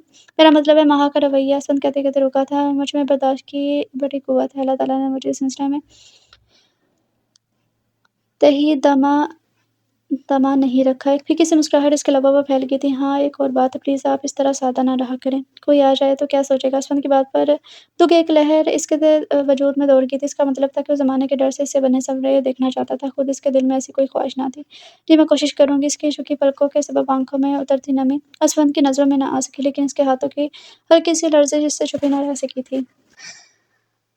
माँ, क्या तुम पिछला सब कुछ भूल चुकी हो? नाज़िश ने आहिस्तगी से पूछा था। हाँ, मैं सब कुछ भूल चुकी हूँ, भूल जाना चाहती हूँ, और तुम तो मेरे सामने मत आया करो। मुझे अपनी माज़ूरी का शिद्दत से एहसास होने लगता है। तुम यही एहसास दिलाना चाहती हो कि मैं माज़ूर हो चुकी हूँ और तुम एक सेहतमंद लड़की हो। और असफंद, प्लीज़ माँ, नाज़िश ने हाथ उठाकर उसे रोक दिया था। असफंद को बीच में मत लाओ। इससे पहले हम दोनों में कोई ताल्लुक था, शायद तुम्हें याद नहीं है, लेकिन मुझे याद है। मैं इसीलिए नहीं मान रही थी, लेकिन तुमने मुझे यकीन दिलाया था कि हमारी दोस्ती में कोई फ़र्क नहीं आएगा। फिर मैं तो इस घर में पूरे ख़ुलूस के साथ आई थी। मैं तुम्हारी परेशानी ख़त्म करना चाहती थी, तुम्हारी मुश्किलात बाँटने के लिए आई थी, लेकिन तुमने तो मुझे इसका मौका ही नहीं दिया। इतनी बदगुमान हो कि मुझसे ड्रामा मत करो। माँ की तल्ख़ आवाज़ कमरे में गूंजी थी। तुम्हारी शुरू से असफंद पर नज़र थी। तुम यही चाहती थी, इसलिए मैं आज मजबूर होकर बिस्तर पे पड़ी हूँ। तुम्हारी नज़र खा गई मुझे। तुम हमेशा यही सोचती थी कि इस दिन तकरीब में असफंद ने मुझे क्यों पसंद किया, तुम्हें क्यों नहीं किया। आखिर तुम भी तो वहाँ मौजूद थी, इसलिए तुम्हें दिल में जलती रहती थी। वहाँ के अल्फाज़ गोया एटम बम की तरह नाज़िश के ऊपर गिरे थे। इसे तो यकीन नहीं आ रहा था कि ये सब माँ ने इसके लिए कहा है। वो तो इसे बचपन से जानती थी, फिर भी इसके लिए ऐसे सोच रखती थी। सदमे की शिद्दत ने जैसे इसकी गोयाई छीन ली थी कि उसे झुठला भी ना सकी। सब कुछ मिट्टी कर दिया तुमने पल भर में। मेरे पास तुम्हारी इन बातों का जवाब देने के सिवा कुछ नहीं है, ना ही कोई गवाह है, लेकिन खुदा से बड़ा गवाह है। वक़्त तुम्हें इन बातों का जवाब खुद देगा, फिर तुम शर्मिंदा होगी। मैं नहीं चाहती थी कि ज़िंदगी के किसी मोड़ पर तुम शर्मिंदा हो, लेकिन तुम्हारी किस्मत में शर्मिंदा होना लिख दिया गया है। झटके से उठकर वहाँ से चली गई थी। इसका इस वक़्त शिद्दत से मर जाने को दिल चाह रहा था कि गोया कि कोई ऐसी पनाहगाह जहाँ छुप कर वो सबसे कट जाए, किसी को ना दिखे। कोई पाताल से भी गहरी जगह, कोई जंगलों से भी ज़्यादा घनी जगह, जहाँ कोई इसे पा ना सके, ना देख सके। इसे असफंद से कोई तवक्का नहीं थी कि वो कब इसका था। इसे ऐमन और अली से कोई उम्मीद नहीं थी कि वो इसे माँ कब समझते थे, लेकिन माँ तो इसकी दोस्त थी। बेशक इसका रवैया तब्दील हो जाता कि ये एक अद्वितीय अमर है, और वो इस बात के लिए कुछ कुछ तैयार भी थी, लेकिन इसे ऐसे इल्ज़ामात, अगर वो ये कह देती कि वो शादी के बाद असफंद को जाने लगी है, तो इसे कभी बुरा ना लगता। ज़ाहिर है वो इसका शौहर था अब, लेकिन शादी से पहले अपनी दोस्त के शौहर को पाने की आरज़ू करना, इसके लिए अपनी अज़ीज़ सहेली के लिए बुरा सोचना, क्या ये सब वो कर सकती थी? वो मुख्तलिफ़ मिज़ाज की लड़की थी। इसने तो कभी दूसरी दोस्तों की तरह मज़ाकन असफंद को देखकर आहें तक नहीं भरी थी कि माह को इतना अच्छा शौहर मिल गया था। वो तो बड़ी कांत पसंद, साबर और शाकिर थी। इसे मालूम था कि शख्स को सिर्फ़ इसके नसीब का मिलता है, लेकिन आज माह के लफ्ज़ों ने इसे आसमान से उठाकर ज़मीन पर पटक दिया था। गोया वो भी दूसरी आम लड़कियों की तरह ही थी। इस रात वो जब खाने की मेज़ पर नहीं आई, तो असमान सिस्टर परवीन से पूछ बैठा था, नाज़िश खाना नहीं खाएगी? जी, बुलवाया था इन्हें, उन्होंने सिर्फ़ चाय मँगवाई है अपने कमरे में, दोपहर में भी नहीं खाया था। कह रही हैं तबीयत कुछ भारी है, खाने को जी नहीं चाह रहा। इसने जवाब दिया था। अब नहीं गई पूछने, जाने कि वो परेशान हो उठा था। शाम में गई थी तो वो सो रही थी, मैंने डिस्टर्ब करना मुनासिब ना समझा। फिर मैं मैडम के कामों में मसरूफ़ होगी, अब इन्हें खाना वगैरह खिलाकर फ़ुर्सत मिली है। मैं जाना चाहती थी, लेकिन उन्होंने कहलावा भिजवा दिया कि इन्हें डिस्टर्ब ना किया जाए, वो आराम कर रही हैं। ओके, मैं देखता हूँ बच्चे सो गए हैं, खाना खा लिया उन्होंने। स्वर्ण ने घड़ी पर नज़र डाली जो 10:30 बजा रहे थे। आज उसे वापसी में काफ़ी देर हो गई थी। जी, वो तो 8 बजे ही खा लेते हैं। सिस्टर परवीन आस्ता-आस्ता घर की फ़र्द बनती जा रही थी। पहले इसकी ड्यूटी सिर्फ़ माह तक महदूद थी, लेकिन बाद में स्वर्ण ने इसकी कारकर्दगी और ख़ुलूस देखते हुए इसे तमाम मुलाज़मीन का इंचार्ज बना दिया था। माह के कामों से फ़ारिग होकर वो सब काम आराम से देख लिया करती थी, ख़ासकर जब माह सो रही होती हैं, आराम कर रही होती हैं। फिर असवंद इसके पास होता तो वो अपनी दूसरी ज़िम्मेदारियाँ निभा लेती थी। इसी सिलसिले में असवंद ने इसकी तनख्वाह में भी ख़ासा इज़ाफ़ा किया था। नाज़िश के कमरे के दरवाज़े को नॉक करते हुए इसे अजीब-सी झिझक महसूस हो रही थी। हालाँकि इसके दरमियान वो रिश्ता था जहाँ झिझक जैसा लफ्ज़ बहुत बेमानी लगता है। दूसरे दस्तक पर दरवाज़ा खुल गया था। असफंद इसका चेहरा देखे हैरान रह गया था। सुबह तक वो ठीक-ठाक थी। इस वक़्त वो कुछ परेशान-सी और मुख्तलिफ़ लग रही थी, यूँ जैसे वो काफ़ी देर तक रोती रही हो। आपकी तबीयत ज़्यादा ख़राब थी तो डॉक्टर को बुलवा लिया होता। नरमी से पूछने लगा था। नहीं, मैं ठीक हूँ, बस सर में दर्द है। मैंने टैबलेट्स ले ली है। वसंत को यूँ अचानक सामने पाकर शर्मिंदा सी होने लगी थी। शायद वो इसके सामने अपनी हालत लाना नहीं चाहती थी। अब इसे लोगों के सवालात से खौफ़ आने लगा था। खाली पेट किसी भी दर्द की दवा ठीक नहीं होती। सिस्टर परवीन बता रही थी कि आपने कुछ सुबह से कुछ नहीं खाया। वो ढंग से कोई जवाब नहीं दे सकी थी। चले फ्रेश होकर आएँ, मैं खाने के टेबल पर आपका इंतज़ार कर रहा हूँ, फिर किसी डॉक्टर को दिखा कर आते हैं। इसका लहज़ा कतई था। नहीं, मैं अब ठीक हूँ, बिल्कुल जल्दी से बोली थी। जानता हूँ, अब कितनी ठीक है। मुस्कुराया तो नाज़िश की पलकें झुक गई थी। इससे वाक़ई बहुत शर्मिंदगी हो रही थी। या पता नहीं, शायद वो ये सोच रहा था कि इसे मुतवज्जा करने के लिए सारा दिन भूखी रही है, रोती रही है और ये हाल कर लिया। मुझे सख्त भूख लग रही है, दिन में भी मैंने ठीक से खाना नहीं खाया, इसलिए आप जल्दी आ जाएँ। तो वो कहता हुआ मुड़ गया था। नाज़िश ने इसके भूखे होने के साथ से सिर्फ़ 5 मिनट लगाए, और जब वो खाने के कमरे तक पहुँची तो काफ़ी बेहतर नज़र आ रही थी। हल्की सी लिपस्टिक इसने धुले हुए चेहरे को एक रौनक बख्श दी थी। ہاں شام میں تیار رہیے گا، آج ایک پارٹی میں جانا ہے میں، لیکن وہ حیران رہ گئی تھی، کوئی لیکن ویکن نہیں، 8 بجے نکلنا ہے، کوئی اچھا سا پارٹی ڈریس تو ہوگا نا آپ کے پاس؟ نہیں ہے تو جلدی سے آ جاؤ، جلدی میں آ جاؤں گا، لے آئیں گے چل کر۔ نہیں میرے پاس بہت سے ڈریس ہیں، لیکن میں آپ کے ساتھ جا کر کیا کروں گی، میں تو کسی کو جانتی بھی نہیں ہوں۔ دوسری ماہا وہ جھجک کر بولی تھی، جائیں گی تو جانیں گی نا، اور ماہا کچھ نہیں کہے گی، وہ جانتی ہے بعض تقریبات میں ضروری ہوتا ہے وہاں سب قبلز ہوں گے، اور میں چاہتا ہوں اسی طرح آپ سب سے واقف ہو جائیں۔ جواباً وہ خاموش رہی تھی۔ شام میں وہ کب سے الماری کے سامنے کھڑے اپنے ملبوسات کو دیکھ رہی تھی، اس سے کچھ سمجھ نہیں آ رہا تھا کیا پہنے، کون سا لباس بھڑکیلا محسوس ہوتا، کوئی بہت سادہ، پتہ نہیں پارٹی کی نوعیت کیا ہے، یہاں آنے والے لوگ کس قدر کے تھے۔ پھر وہ سب ہمیشہ سے اسفند کے ساتھ ماہا کو دیکھتے رہے تھے، ایک بے انتہا حسین جوڑا۔ اب اسفند میرے ساتھ جانے کیوں افسردہ سی ہو گئی تھی، اس کا سارا اعتماد جیسے ختم ہو رہا تھا۔ جھنجھلا کر الماری کا پٹ بند کرنے کو تھی کہ ایک ہاتھ نے روک دیا تھا، وہ گھبرا کر پلٹی تو اسفند سے ٹکرا گئی تھی، اس کے کتنے نزدیک کھڑا تھا، لیکن اگلے ہی پل وہ سنبھل چکی تھی۔ کہیے میں کوئی مدد کروں آپ کی؟ اس کے چہرے پر بکھرتی بدقواسی کو دیکھ کر محفوظ ہو رہا تھا۔ نہیں میں نے ایک سوٹ سلیکٹ کر لیا ہے، چلے پھر ٹھیک ہے، لیکن آپ دیکھ لیں یہ ٹھیک رہے گا، امبرائڈری کے ساتھ ایپلک ورک کا ایک انتہائی خوبصورت سوٹ تھا۔ ہاں ٹھیک ہے، بلکہ بہت زیادہ ٹھیک ہے۔ وہ مسکرایا تھا، چند لمحے اس کی سے آنکھوں میں دیکھتا رہا، پھر پلٹ گیا تھا۔ نازش نے اپنی بکھری ہوئی سانسیں بحال کی، اور کتنی گہری نظریں ہیں آج یہ عنایت کیوں میرے کمرے میں، وہ بھی یوں اچانک؟ شاید وہ پوچھنے آئے ہوں وہ رات کو پارٹی میں، پتہ نہیں کیسے کیسے لوگوں کا سامنا کرنا پڑے گا، مجھے دیکھ کر کیا سوچیں گے، وہ سوچتی رہی تھی۔ آپ شروع سے ہی اس قدر کم گو اور سنجیدہ ہیں، یہ شادی کے بعد ہو گئی ہیں؟ اسفند نے کچھ دیر کی خاموشی کے بعد اچانک پوچھا تھا۔ نہیں میں کم گو تو نہیں ہوں، نہ ہی سنجیدہ ہوں، ہاں بہت زیادہ نہیں بولتی، اس نے جواباً ایک نظر اسفند پر ڈالی تھی۔ مجھے تو ایسا لگتا ہے جیسے ہم سب کی وجہ سے آپ خیر کہیے پارٹی کیسی رہی، آپ بور تو نہیں ہوئی؟ اسفند نے موضوع بدلا تھا۔ بالکل نہیں، وہاں سب اچھے لوگ تھے۔ نازش کے کانوں میں ان لڑکیوں کی آوازیں ابھرنے لگی تھی۔ ہاں لیکن اچھے لوگوں میں کچھ لوگ ایسے بھی ہوتے ہیں جو دوسروں کو تکلیف پہنچانے میں آر نہیں سمجھتے، دوسروں کے مسائل سمجھے بغیر ان پر الٹا سیدھا ڈسکس کرنا ان کا پسندیدہ کام ہوتا ہے۔ شاید اتفاق سے وہ بھی ان کی گفتگو سن چکا تھا، پوری نہ صحیح تھوڑی بہت یا ان سے ملتی جلتی گفتگو کہیں وہ بھی ہو رہی تھی۔ دوسروں کی کمزوریوں پر باتیں کرنا تو ہمارا پسندیدہ کام ہے۔ نازش کے پاس اس بات کا کیا جواب تھا، اس لیے وہ خاموش رہی۔ دوسری صبح چونکہ چھٹی تھی، اس لیے ناشتے کی میز پر بچے بھی موجود تھے، جو ہمیشہ کی طرح روٹھے روٹھے خاموش تھے۔ حالانکہ اسفند ان سے مستقل کچھ نہ کچھ پوچھ رہا تھا۔ کیا بات ہے بیٹا، آپ چپ چاپ کیوں ہیں؟ اس نے ایمن سے پوچھا تو وہ آہستہ سے بولی تھی، نہیں پاپا کچھ نہیں، کچھ تو ہے، آپ دونوں یوں چپ تو نہیں رہتے۔ اب کی بار اس نے علی کو دیکھا، جس نے اس بات کا جواب دینا بھی ضروری نہ سمجھا۔ اس وقت عمر کی آیا اسے گود میں لیے اندر داخل ہوئی تھی۔ ایکسکیوز می سر، یہ شاید آپ لوگوں کے پاس آنا چاہتا ہے، کیونکہ یہ مستقل ماما پاپا کی رٹ لگائے ہوئے ہے، آپ لوگ کا ڈسٹرب نہیں ہوں گے؟ نہیں لاؤ بھائی اسے مجھے دے دو، پھر سارا دن یہ کہاں آتا ہے میرے پاس۔ اسفند نے اسے لینا چاہا، لیکن وہ ہمک کر نازش کی گود میں چلا گیا تھا۔ نازش پھر سے گود میں بھر کر پیار کرنے لگی۔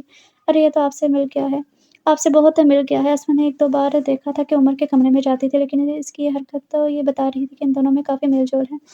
تبھی تو وہ یوں لپک اس کے پاس گیا تھا۔ میرا بیٹا جو ہے، نازش کی آواز میں محبت کی شیرینی گھلی ہوئی تھی۔ جی نہیں، آپ کا بیٹا نہیں ہے، یہ ہمارا بھائی ہے، ہماری مما کا بیٹا ہے یہ، اب اسے آیا کو دے دیں۔ علی ایک قدم چلایا تو ہر شخص لمحے کو ساکت ہو گیا تھا، لیکن اگلے ہی لمحے اسفند نے خود کو سنبھالا۔ علی بہیو یور سیلف، مجھے بدتمیزی پسند نہیں ہے، لیکن میں ٹھیک کہہ رہا ہوں پاپا، وہ ان کا بیٹا نہیں ہے، ہماری ماما کا ہے جو یہ ان کا بیٹا یہ ہماری ماما نہیں ہے جو یہ ان کا بیٹا ہو، ہماری ماما بیمار ضرور ہیں، لیکن بس وہی ہماری ماما ہے اور کوئی نہیں بن سکتے۔ یہ عمر کو ہم سے چھیننا چاہتی ہیں، عمر میرا بھائی ہے، ان کا بیٹا نہیں، اس سے کہیں کہ اسے ہاتھ نہ لگائیں۔ وہ اسی طرح غصے میں چیخ رہا تھا۔ اسفند کا ہاتھ اٹھا علی کے گال پر زور سے پڑا تھا، ہر ایک سکتے میں آ گیا تھا۔ کسی کو اسفند سے اس حرکت کی امید نہیں تھی، آج تک اس نے بچوں کو مارا تک نہ تھا۔ علی تو جیسے صدمے کی کیفیت میں چند سماعتوں کے لیے ہکا بکا رہ گیا تھا۔ اگلے لمحے وہ کرسی کھسکا کر کھڑا ہوا تھا، تیزی سے وہاں سے بھاگ گیا تھا۔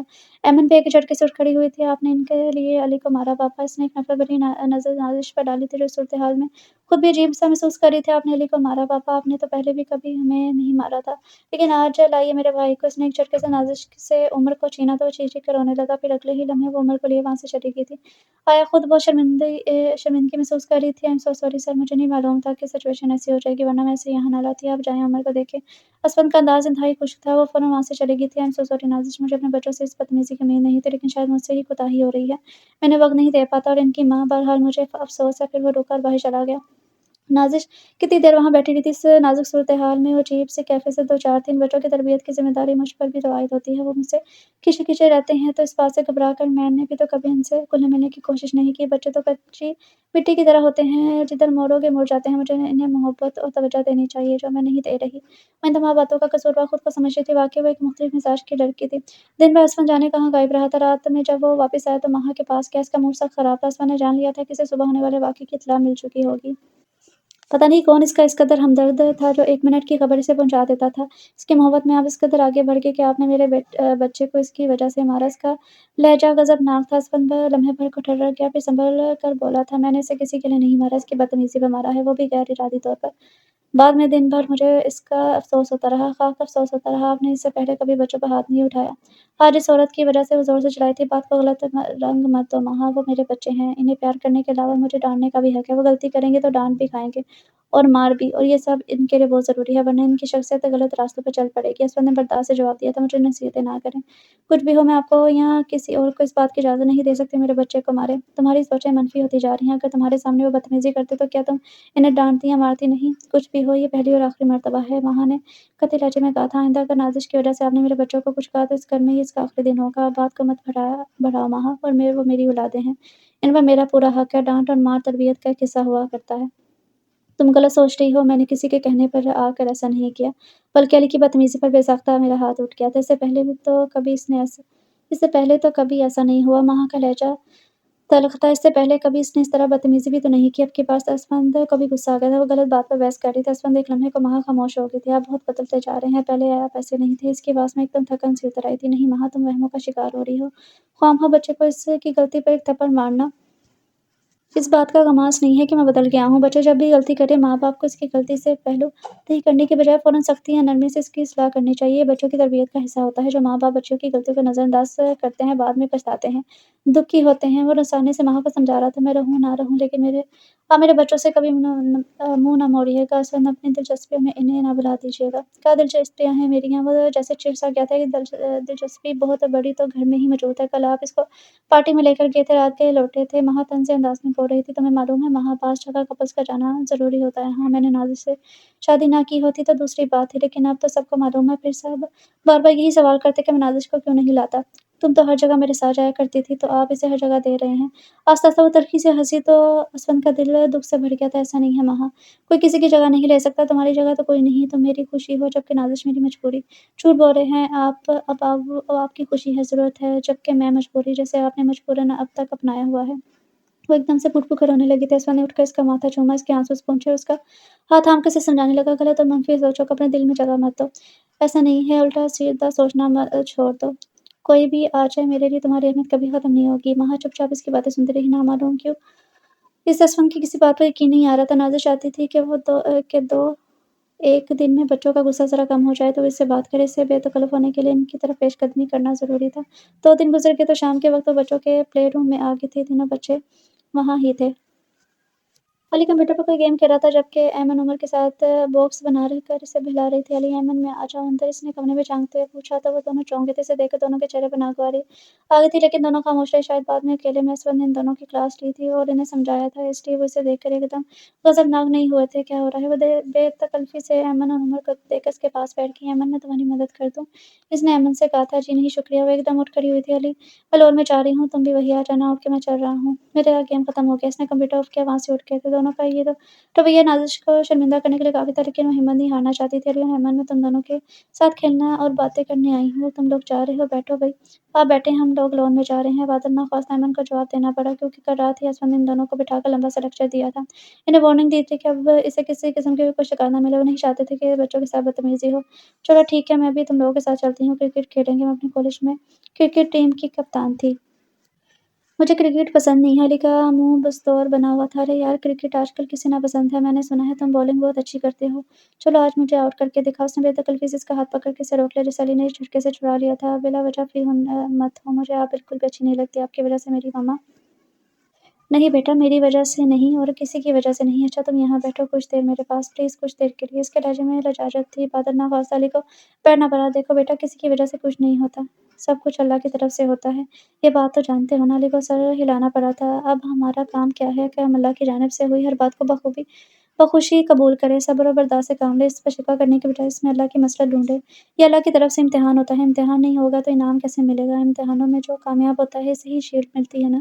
بس جنت ہمارے لیے وہی کامیابی کا کپ اور شیلڈ ہے، اور اسے پانے کے لیے ہمیں بہت محنت کرنی ہے، صبر اور برداشت کرنا ہے۔ ماما کی بیماری بھی ان کے لیے، سب کے لیے امتحان ہے۔ تم سمجھ رہی ہو نا میری بات؟ نازش نے ان دونوں کے چہروں پر نظر ڈالی جہاں بے حد سنجیدگی طاری تھی۔ آیا بھی دم بود اس کی باتوں کو سن رہی تھی۔ وہ کتنے عام سے لفظوں میں بچوں کے سمجھ آ جانے والے طریقے سے انہیں سمجھا رہی تھی۔ تم دونوں دعا کیا کرو اپنی ماما کے لیے، دعا میں بہت تاثیر ہوتی ہے۔ اللہ تعالیٰ سننے والا ہے، دینے والا ہے، اور ہم اس کے مانگنے والے ہیں۔ اللہ تعالیٰ سے کہا کرو کہ اے ہمارے رب، ہمارے لیے ہماری ماں کو ٹھیک کر دے۔ ہم جھولی پھیلائے تیرے سامنے کھڑے ہیں، ہمیں خالی ہاتھ مت لوٹانا۔ اس کی آنکھوں میں آنسو آ گئے تھے۔ تو پھر ماما ٹھیک ہو جائیں گی؟ امن کی آواز میں جانے کیا تھا وہ طرب کی تھی۔ ہاں بیٹا، وہ بالکل ٹھیک ہو جائیں گی، بس اللہ پر بھروسہ اور یقین ہونا چاہیے۔ اور اسے اس وقت بہت اچھا لگا جب دونوں کے چہرے پر خوشی کے احساس چمکنے لگے تھے۔ جس وقت اسفند کی گاڑی گھر میں داخل ہوئی، لان میں زوردار کرکٹ ہو رہی تھی۔ یہ منظر اس کے لیے بہت حیران کن تھا۔ علی، احمد، نازش اور گھر کے 2 ملازم لڑکے اس میں شامل تھے، جبکہ آیا عمر کو سنبھالنے کے لیے ساتھ ساتھ خود بھی اس کھیل کا حصہ لگ رہی تھی۔ آج کتنے دنوں بعد اس گھر میں زندگی کی جاگی تھی۔ اسفند کو بہت خوشگوار سا احساس ہو رہا تھا۔ سب سے زیادہ اسے نازش پر حیرت ہو رہی تھی، جو بچوں کے ساتھ بچی بنی ہوئی تھی۔ اس کے ایک زوردار شاٹ کو جب علی نے کیچ کیا تو ایک شور مچ گیا تھا۔ اسفند بڑی دلچسپی سے کھڑا ہوا سب دیکھ رہا تھا۔ صاحب آپ ہی آ جائیں، ایک ملازم لڑکے نے اسے آواز دی تو وہ بھی وہاں چلا آیا تھا۔ بہت زوردار کرکٹ ہو رہی ہے بھائی، اس نے مسکرا کر علی کو مخاطب کیا تھا۔ جی پاپا، میں نے ابھی نازش آنٹی کو آؤٹ بھی کیا ہے، اس نے پھولی ہوئی سانسوں اور چمکتے ہوئے چہرے کے ساتھ بتایا تھا۔ وہ کہہ رہی تھی یہ اپنے کالج میں کرکٹ ٹیم کی کپتان اور بہت اچھی بیٹسمین نہیں وومن۔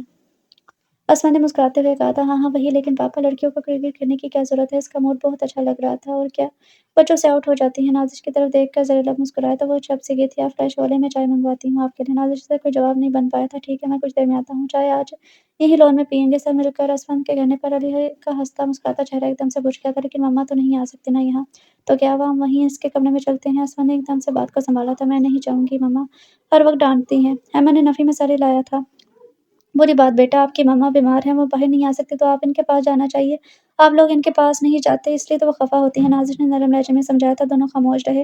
اس وقت ان کو آپ کی ضرورت ہے، بالکل اسی طرح جیسے جب آپ چھوٹے بچے تھے آپ کو ان کی ضرورت تھی۔ آپ لوگ وہاں جائیں، میں چائے وہاں بھجواتی ہوں، آپ بھی وہاں آ جائیے گا نا نازش؟ اسفند نے کہا تو مسکرائی تھی۔ آپ لوگ چلیں، مجھے تھوڑا کام ہے۔ وہ جانتا تھا کہ وہ وہاں نہیں جائے گی کیونکہ ماہا اسے کہاں برداشت کر سکتی ہے۔ دوسرے اسفند اور بچوں کی موجودگی میں تو قطع نہیں۔ وہ سب ماہا کے پاس چلے گئے تو وہ کچن میں چلی آئی تھی۔ آج اس نے شام کی چائے کے لیے فروٹ کیک خود بیک کیا تھا۔ خانسا کو اس نے چائے بنانے کے لیے کہا اور وہ ٹرالی سیٹ کرنے لگی۔ ماہا سے اس کی محبت کی شادی تھی، لیکن اس بار دل نے اسے ایک نئے جذبے سے روشناس کروایا تھا۔ اسے یہ آنکھ میں چوری نازش کو یوں چپنا بات کو پلٹ دینا بڑا اچھا لگ رہا تھا۔ کبھی کبھی اسے حیرت ہوتی تھی، وہ 3 بچوں کا باپ تھا، کوئی کنوارا کم عمر نوجوان نہیں تھا۔ پھر یہ احساسات، یہ جذبے اور یہ خیالات کیسے؟ لیکن وہ نہیں سمجھ پاتا تھا۔ اور محبت کیا بار بار کیے جانے کی چیز ہے؟ اسے تو ماہا سے محبت تھی، پھر یہ نئی محبت کہاں سے آ گئی؟ اور اس قدر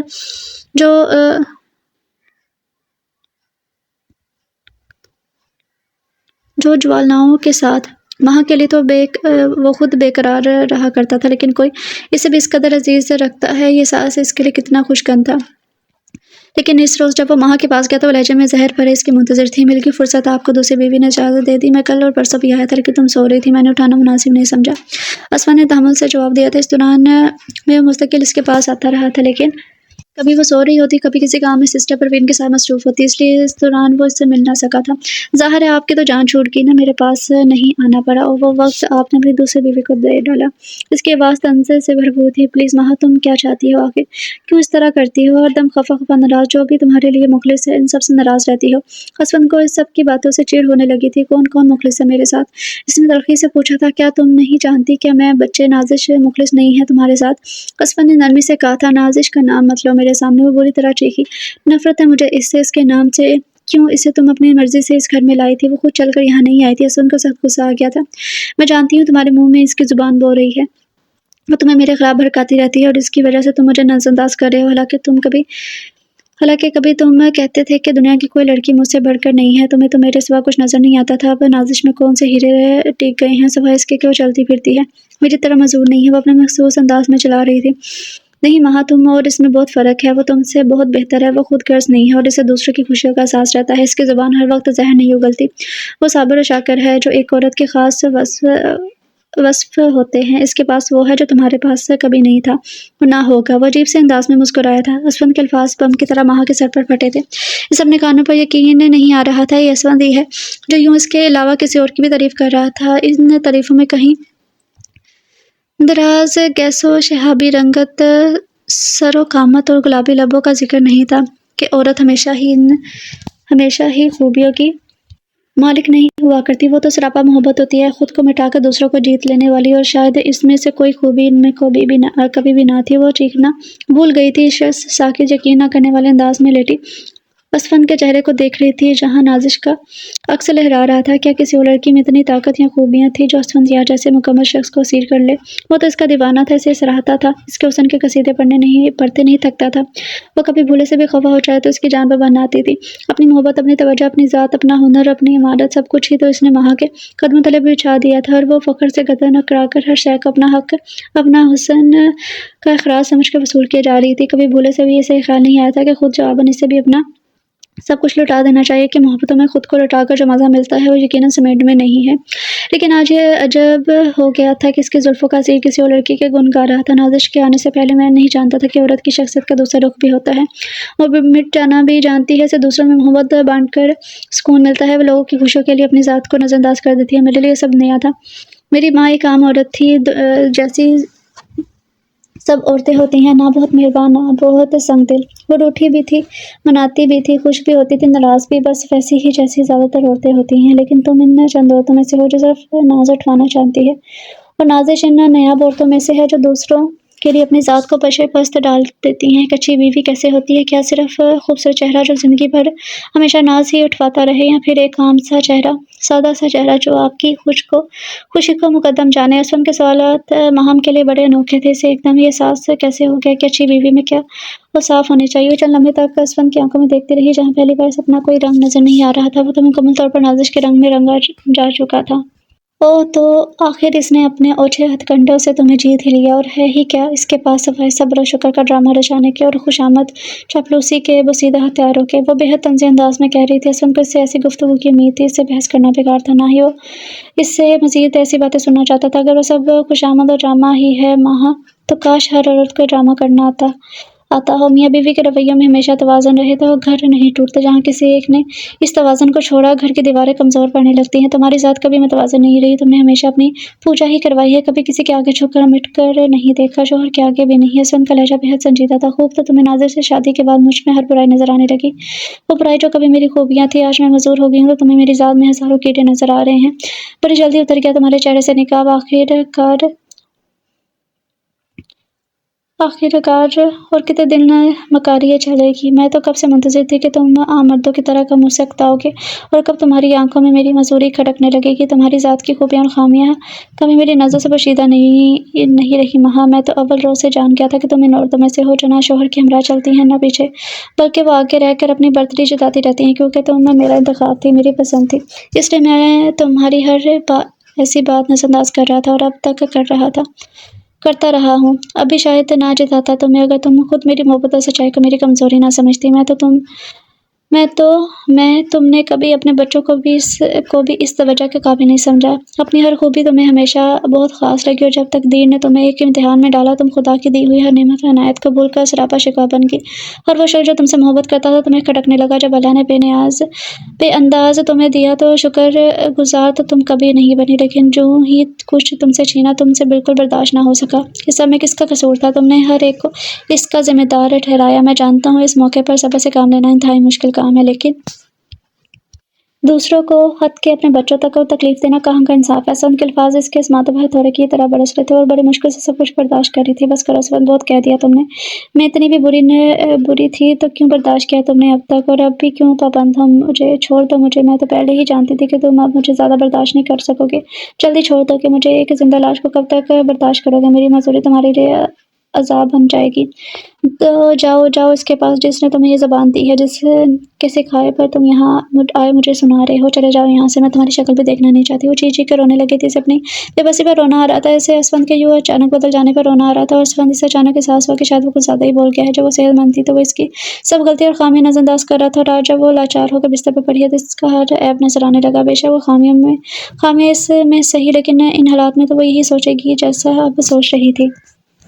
مجھے آپ کو فون کرنے کا حق تو نہیں ہے، لیکن جانتا ہوں آپ بڑے ظرف کی مالک ہیں، ہو سکتا ہے میری غلطیوں کو معاف کرتے۔ میں آپ کو پہچانی نہیں، آپ کون بول رہے ہیں؟ میں سجاد ہوں، پاکستان آ گیا ہوں۔ کون سجاد؟ اس نے کچھ سختی سے پوچھا تھا۔ آپ حق بجا ہے کہ میرے نام تک کو نہ پہچانے۔ میں نے اور میرے گھر والوں نے کچھ اچھا بھی تو نہیں کیا آپ کے ساتھ۔ انتہائی شرمندگی سے بول رہا تھا۔ میں پوچھ سکتی ہوں کہ آپ نے کیوں فون کیا ہے یہاں؟ نازش کا لہجہ وہی تھا، یہ وہی شخص تو تھا جو جب وہ اس کا محرم تھا تو وہ ہر گھڑی اس کی آواز کی منتظر رہا کرتی تھی، لیکن اس کی جانب سے کوئی پیش رفت نہیں ہوئی تھی۔ لیکن آج جب اسے کوئی تعلق نہیں تھا تو وہ اسے پکار رہا تھا، اپنی پہچان کروا رہا تھا۔ میں اپنی پچھلی تمام غلطیوں اور کوتاہیوں کی معافی مانگنا چاہتا ہوں آپ سے۔ اب نازش کا لہجہ زندگی میں پہلی بار اس کے لیے یوں تنزیہ ہوا تھا، جبکہ اس کی ضرورت باقی نہیں رہی تھی۔ معافی کی گنجائش اور ضرورت زندگی کی آخری سانس تک باقی رہتی ہے۔ میرے ساتھ جو کچھ ہوا شاید وہ آپ کے ساتھ کی گئی زیادتیوں کا صلہ تھا، تبھی مجھے احساس ہوا ہے کہ ہم نے آپ کے ساتھ کتنی زیادتی کی تھی۔ آپ کی زندگی کے اتنے قیمتی سال ہماری خود غرضیوں کی نذر ہو گئے تھے، لیکن یقین کریں نازش، میں اول روز سے اس رشتے کا مخالف تھا، کیونکہ میری کمٹمنٹ کہیں اور تھی، لیکن امی کی ضد نے مجھے مجبور کر دیا۔ امی آخر وقت تک یہی سمجھتی رہی کہ اس طرح میں مان جاؤں گا۔ جاتے جاتے بھی میں نے انہیں کئی بار کہا، وہاں سے خط لکھتا رہا، فون پر سمجھاتا رہا، لیکن پتہ نہیں انہیں کیوں یقین تھا کہ میں کیٹی کو بھول جاؤں گا۔ میں آپ سے اور گھر والوں سے بھی کوئی رابطہ نہیں کر سکتا تھا، کیونکہ امی نے کہا تھا کہ پھر وہ مجھے کبھی معاف نہیں کریں گی۔ تو آخر تھک ہار کر میں نے انہیں اس حال پر چھوڑ دیا تھا۔ لیکن اس طرح آپ کے ساتھ کتنی زیادتی ہوگی، لیکن اب اتنے عرصے بعد ان صفائیوں کی کیا ضرورت پیش آ گئی ہے آپ کو؟ یہ سب اب بہت بعد از وقت ہے، جب میں سب کچھ بھول چکی ہوں۔ میری زندگی کا وہ ورق کب کا پھٹ چکا ہے، اب ان وضاحتوں اور معافیوں کی ضرورت نہیں رہی۔ پلیز آپ سب بھول جائیں اور آئندہ یہاں فون نہ کریں۔ اور ہاں، اگر وقت نے آپ کے ساتھ کوئی زیادتی کی بھی ہے تو اس کی وجہ یقیناً میری ذات نہیں ہے، کیونکہ میں نے کبھی آپ کے لیے کبھی کسی کے لیے بھی برا نہیں سوچا، کیونکہ میں ہمیشہ یہی سوچتی ہوں کہ سب کچھ من جانب اللہ کی جانب سے ہوا ہے۔ اس نے سہولت سے کہہ کر ریسیور رکھ دیا تھا، لیکن اس کے سمجھانے کے باوجود دوسرے روز پھر اس کا فون آ گیا تھا۔ اس کی بات سن کر پہلی مرتبہ سے اس پر اتنا سخت غصہ آیا تھا۔ کل میں نے آپ کو سمجھایا تھا نا، ہر بات واضح کر دی تھی، پھر آپ بار بار مجھے فون کر کیوں کر رہے ہیں؟ میرا آپ کا تعلق اسی روز ختم ہو گیا تھا جس روز آپ نے مجھے طلاق دی تھی، اس لیے پلیز آپ یہاں بار بار فون نہ کریں۔ سوری نازش، کل میں نے آپ سے معافی مانگنے کے لیے فون کیا تھا، آج کوئی اور بات ہے، ورنہ میں کبھی بھی دوبارہ آپ کو فون نہ کرتا۔ پلیز کچھ دیر کے لیے میری بات سن لیں۔ کہیے، میں سن رہی ہوں۔ سمجھ گئی تھی کہ سنے بغیر کوئی چارہ نہیں ہے۔ مجھے پتہ چلا ہے کہ نازش کے اسفند اور اس کی پہلی بیوی بچے امریکہ جا رہے ہیں اور آپ نہیں جا رہی۔ اس کا مطلب وہ حیران ہوئی تھی۔ ماہا یقیناً علاج کی غرض سے وہاں جا رہی ہے، اور جب وہ ٹھیک ہو جائے گی تو اسفند کی زندگی میں آپ کی کوئی گنجائش کہاں رہے گی؟ اس کی مزدوری کے سبب تو انہوں نے اسے اپنایا تھا، آپ کو غم و غصے کی ایک تیز لہر نے نازش کے وجود کو اوپر سے نیچے تک سلگا دیا تھا۔ غصے کی شدت سے وہ بول بھی نہ سکی تو وہ کہہ رہا تھا، اور دیکھیں نازش، میں آپ کو اچھی طرح جانتا ہوں، آپ اپنی ذات کو ان پر کبھی مسلط نہیں کریں گی۔ کیا ایسا ہو سکتا ہے نازش کہ ہم دونوں پھر سے شٹ اپ؟ آپ کی بات وہ زور سے چیخی تھی۔ مزاج سمجھ رکھا ہے آپ نے زندگی کو؟ رشتوں کا ہمت کیسے ہوئی آپ کو یہ سب مجھ سے کہنے کی، کسی کی بیوی سے یہ سب کہنے کی؟ I'm so sorry نازش، آپ کو میری بات نے ہرٹ کیا، لیکن میرا مقصد آپ کو تکلیف پہنچانا نہ تھا۔ مجھے غلط اطلاع فراہم کی گئی ہے۔ مجھے بتایا گیا تھا کہ اسفند اور آپ کے تعلقات ٹھیک نہیں ہیں، وہ خود آپ کو اپنے ساتھ رکھنا نہیں چاہتے۔ یہ شادی محض ضرورت کی تھی، اور اب اس کی ضرورت باقی نہیں رہی۔ وہ شرمندگی سے بولا تھا۔ سجاد کی بات ایک وجہ سے سکتے میں رہ گئی تھی۔ کون تھا وہ جس نے ایسی باتیں سجاد سے کہی تھی؟ وہ تو کبھی کسی کا برا نہیں چاہتی تھی، اور اس نے کبھی کسی کو تکلیف بھی نہیں پہنچائی تھی۔ نازش، پلیز آپ میرے لیے غلط مت سوچیے گا، میں پہلے ہی آپ کے لیے دکھ کا باعث بن چکا ہوں، اس لیے اپنی ذات سے آپ کو کوئی تکلیف نہیں پہنچانا چاہتا۔ اگر مجھ سے جو کچھ کہا گیا وہ غلط ہے تو میں معذرت خواہ ہوں، اور اگر وہ سب صحیح ہے تو سوچیے گا، میں خلوص کے ساتھ آپ کے ساتھ ہوئی زیادتی کا دعویٰ کرنے کی کوشش کروں گا۔ میرا فون نمبر وہی ہے جو پہلے تھا، میں منتظر رہوں گا۔ فون بند ہو چکا تھا۔ وہ چونکہ چند لمحوں تک ریسیور کو گھورتی رہی، پھر ریسیور رکھ کر پلٹی تو اسفند کو دروازے میں کھڑا دیکھ کر رک گئی تھی۔ کس سے باتیں ہو رہی تھی؟ اس نے سرسری انداز میں پوچھا، لیکن اس سے پہلے کہ وہ بتاتی اس نے بات پلٹ دی تھی۔ عمر کی طبیعت ٹھیک نہیں ہے، آپ پلیز اسے دیکھ لیجیے گا۔ تھوڑی دیر وہ آیا کو بہت تنگ کر رہا ہے۔ کیا ہوا ہے؟ اس نے بے چینی سے پوچھا۔ بخار ہے، وائرل لگتا ہے، ابھی چیک اپ کروا کر لایا ہوں، لیکن چڑچڑا ہو رہا ہے بہت۔ کوئی بات نہیں، میں دیکھ لوں گی، آپ فکر نہ کریں۔ اس کے ساتھ باہر نکل آئی تھی، اور اس پوری شب وہ سگی ماؤں کی طرح اس کی پٹی سے لگی رہی تھی۔ اسفند عمر کو دیکھنے جب بھی کمرے میں آئے، اسے جاگتی ہوئی ملی تھی۔ عمر پوری رات بخار کی شدت سے بے چین بھی رہا تھا، آنکھیں کھول کر اسے اپنے نزدیک پاتا، پھر مطمئن ہو کر آنکھیں بند کر لیتا۔ صبح اسفند جب عمر کے کمرے میں آیا تو آیا نیچے کا لین پر بے خبر سو رہی تھی، نازش شاید تھک ہار کر عمر کے بستر پر اس کے ساتھ ہی لیٹی ہوئی تھی، دونوں دنیا مافیا سے بے خبر، دین میں مدہوش تھے۔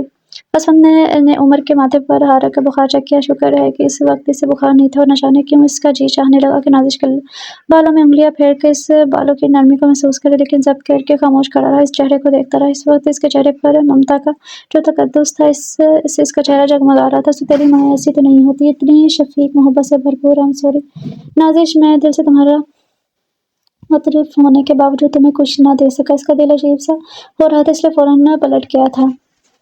اور پھر جب اسے پتہ چلا کہ علی اور ایمن نے ماہا کے ساتھ جانے سے انکار کر دیا ہے تو اس کی حیرت کی انتہا نہ رہی تھی۔ وہ دونوں نے کہا تھا کہ وہ نازش آنٹی کے ساتھ یہیں رہیں گے اور ماما کے صحت مند ہو کر لوٹنے کا انتظار کریں گے۔ پھر جب ان کی ماما صحت مند ہو کر لوٹیں گی تو نازش آنٹی کے ساتھ اس کا استقبال کریں گے۔ اس روز ماہا نے بہت شور مچایا تھا، وہ چلا رہی تھی، نہیں ہو تم دونوں میری اولادیں، چھین لیا اس عورت نے تمہیں مجھ سے، نکال دوں گی میں سے یہاں سے۔ ماہا پلیز ہوش کرو، ٹھیک تو کہہ رہے ہیں وہ، وہاں کون سنبھالے گا انہیں، پڑھائی کا بھی تو حرج ہوگا ان کا، یہاں وہ نازش کے پاس رہیں گے، ٹھیک ہے ٹھیک رہیں گے۔ اسفند سے سمجھا رہا تھا، میں اپنے بچوں کو ستیلی ماں کے پاس چھوڑ کر نہیں جاؤں گی، وہ مار ڈالے گی انہیں، وہ ان کی ستیلی ماں نہیں ہے، ماں بہت چاہتی ہے انہیں، میں ان کا باپ ہوں، تم سے کم نہیں چاہتا اسے، میں نے اس کی آنکھوں میں بچوں کے لیے شفقت اور محبت دیکھی ہے جو کسی سگی ماں سے کم نہیں ہے، اعتبار کرنا سیکھو اب کی بات۔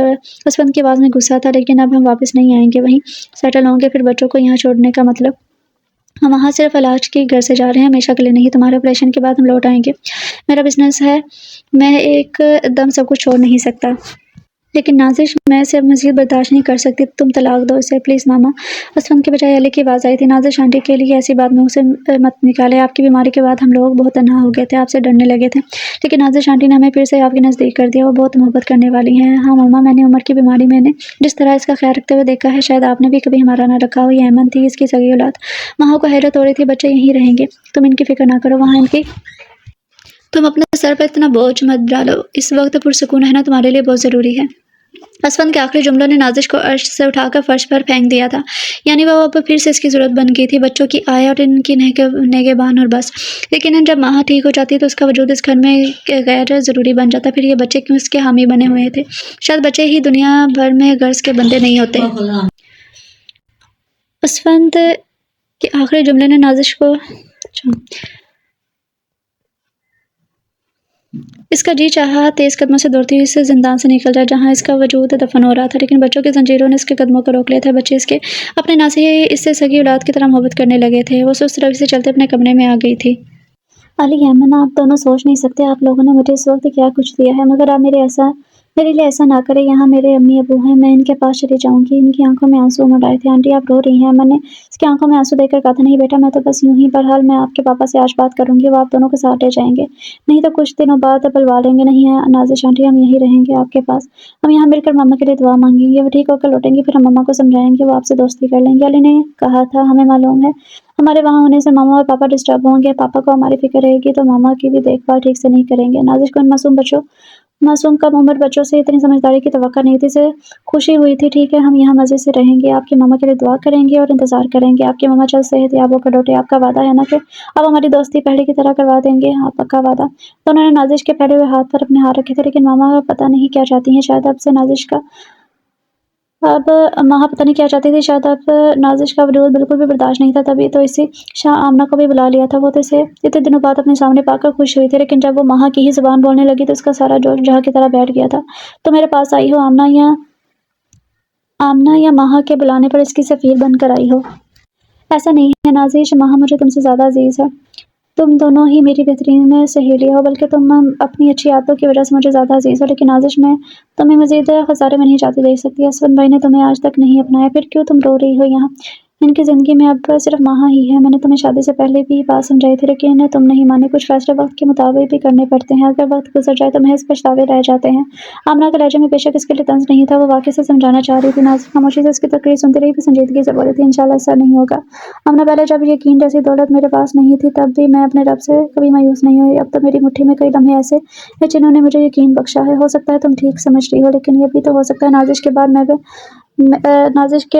میں جب صورتحال بدل جائے تو یقین کی وہ کیفیت بھی بدل جائے۔ نہیں ایسا نہیں ہوگا، اور اگر 1% اس کی کوئی گنجائش بھی ہے تو میری قسمت، ہم تقدیر سے نہیں لڑ سکتے۔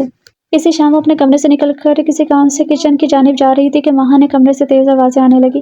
وہ بچوں پر خفا ہو رہی تھی، انہیں بری طرح لتاڑ رہی تھی۔ لگتا ہے تم لوگ میری اولادیں ہو، ایک غیر عورت کے لیے میرے ساتھ نہیں جانا چاہتے۔ پتہ نہیں کیا گھول کر پلا دیا ہے اس نے تمہیں۔ میں تمہیں ہرگز یہاں تنہا نہیں چھوڑ سکتی۔ اپنے ساتھ لے کے جاؤں گی۔ پلیز ماما، آپ ایسا کیوں سوچ رہی ہیں؟ نازش آنٹی ایسی نہیں ہے، وہ بہت لونگ ہے، سب کا خیال رکھتی ہیں، آپ کی تو بچپن کی دوست ہیں، آپ تو انہیں اچھی طرح جانتی ہوں گی، وہ ہمارا اچھی طرح خیال رکھیں گی۔ دوسرے ہمارے جانے سے پاپا ڈسٹرب ہوں گے، ہماری پڑھائی ڈسٹرب ہوگی، ہم یہاں ٹھیک رہیں گے، آپ فکر نہ کریں۔ ایمن تھی جو ماں کو بہت طریقے سے سمجھا رہی تھی، اور ہم یہاں رک کر آپ کے لیے دعا بھی کریں گے۔ نازش آنٹی کہتی ہیں، خبردار جو تم لوگوں نے اس کا نام بھی لیا تو۔ ماں نے غصے سے علی کی بات کاٹ دی تھی، دماغ خراب ہو گیا تم لوگوں کا، اور کان پک گئے ہیں میرے، اس کا نام سن کر جادو کر دیا ہے اس نے تم لوگوں پر۔ باپ الگ گنگاتا پھرتا ہے، اور تم لوگوں کو بھی اور کوئی کام نہیں سوائے اس کی تعریفیں کرنے کے۔ میں معذور کیا ہوگی؟ ہر شخص مجھ سے اکتا گیا ہے، بھاگتا ہے مجھ سے، کیا میں اتنی بری ہو گئی ہوں؟ ماں یقیناً رونے لگی تھی، نازش کا دل کٹنے لگا، وہ دل کے منع کرنے کے باوجود کمرے میں چلی آئی۔ ایمن ماں کا ماتھا چوم رہی تھی جبکہ علی اس کے دونوں ہاتھوں کو تھامے بیٹھا تھا، اس کی آنکھوں میں آنسو بھرے ہوئے تھے۔ نہیں ماما، آپ نے ایسا کیوں سوچا بھی تو کیسے؟ آپ ہماری ماں ہیں، ہم آپ سے کیسے اکتا سکتے ہیں؟ آپ ہمیں ہر شے سے اپنی جان سے بھی زیادہ پیاری ہیں۔ لیکن نازش آنٹی بھی بری نہیں ہے، آپ نہیں چاہیں گی تو ہم آپ کے سامنے ان کا نام نہیں لیں گے، لیکن وہ واقعی دوسرے سے پیار کرتی ہیں، ہر ایک سے۔ ایمن نہ چاہتے ہوئے بھی اس سے پھر سے وہی کام کرنے لگی جس سے اس کی ماں خوش تھی، لیکن اس سے پہلے کہ ماں پھر سے خفا ہوتی، نازش تیزی سے آگے بڑھتے اس کے قریب آئی تھی۔ میں کچھ بھی کر لوں ماں، کتنی بھی اچھی بن جاؤ، ان بچوں کی ماں تم ہی رہو گی، کوئی دوسری عورت تم سے یہ حق نہیں چھین سکتی۔ تم بدگمان مت ہو، یہ بچے تمہارے ہیں، جیسا تم چاہو گی ویسا ہی کریں گے۔ تم اگر انہیں ساتھ یہاں چھوڑ کر نہیں جانا چاہتی تو نہ صحیح، یہ ضرور تمہارے ساتھ جائیں گے، اسے سمجھانے لگی۔ شام میں تم ماں کے پاس گئی تھی؟ نازش کا سر ہاں میں ہلا تھا۔ اور اس نے تمہیں بہت الٹا سیدھا بولا؟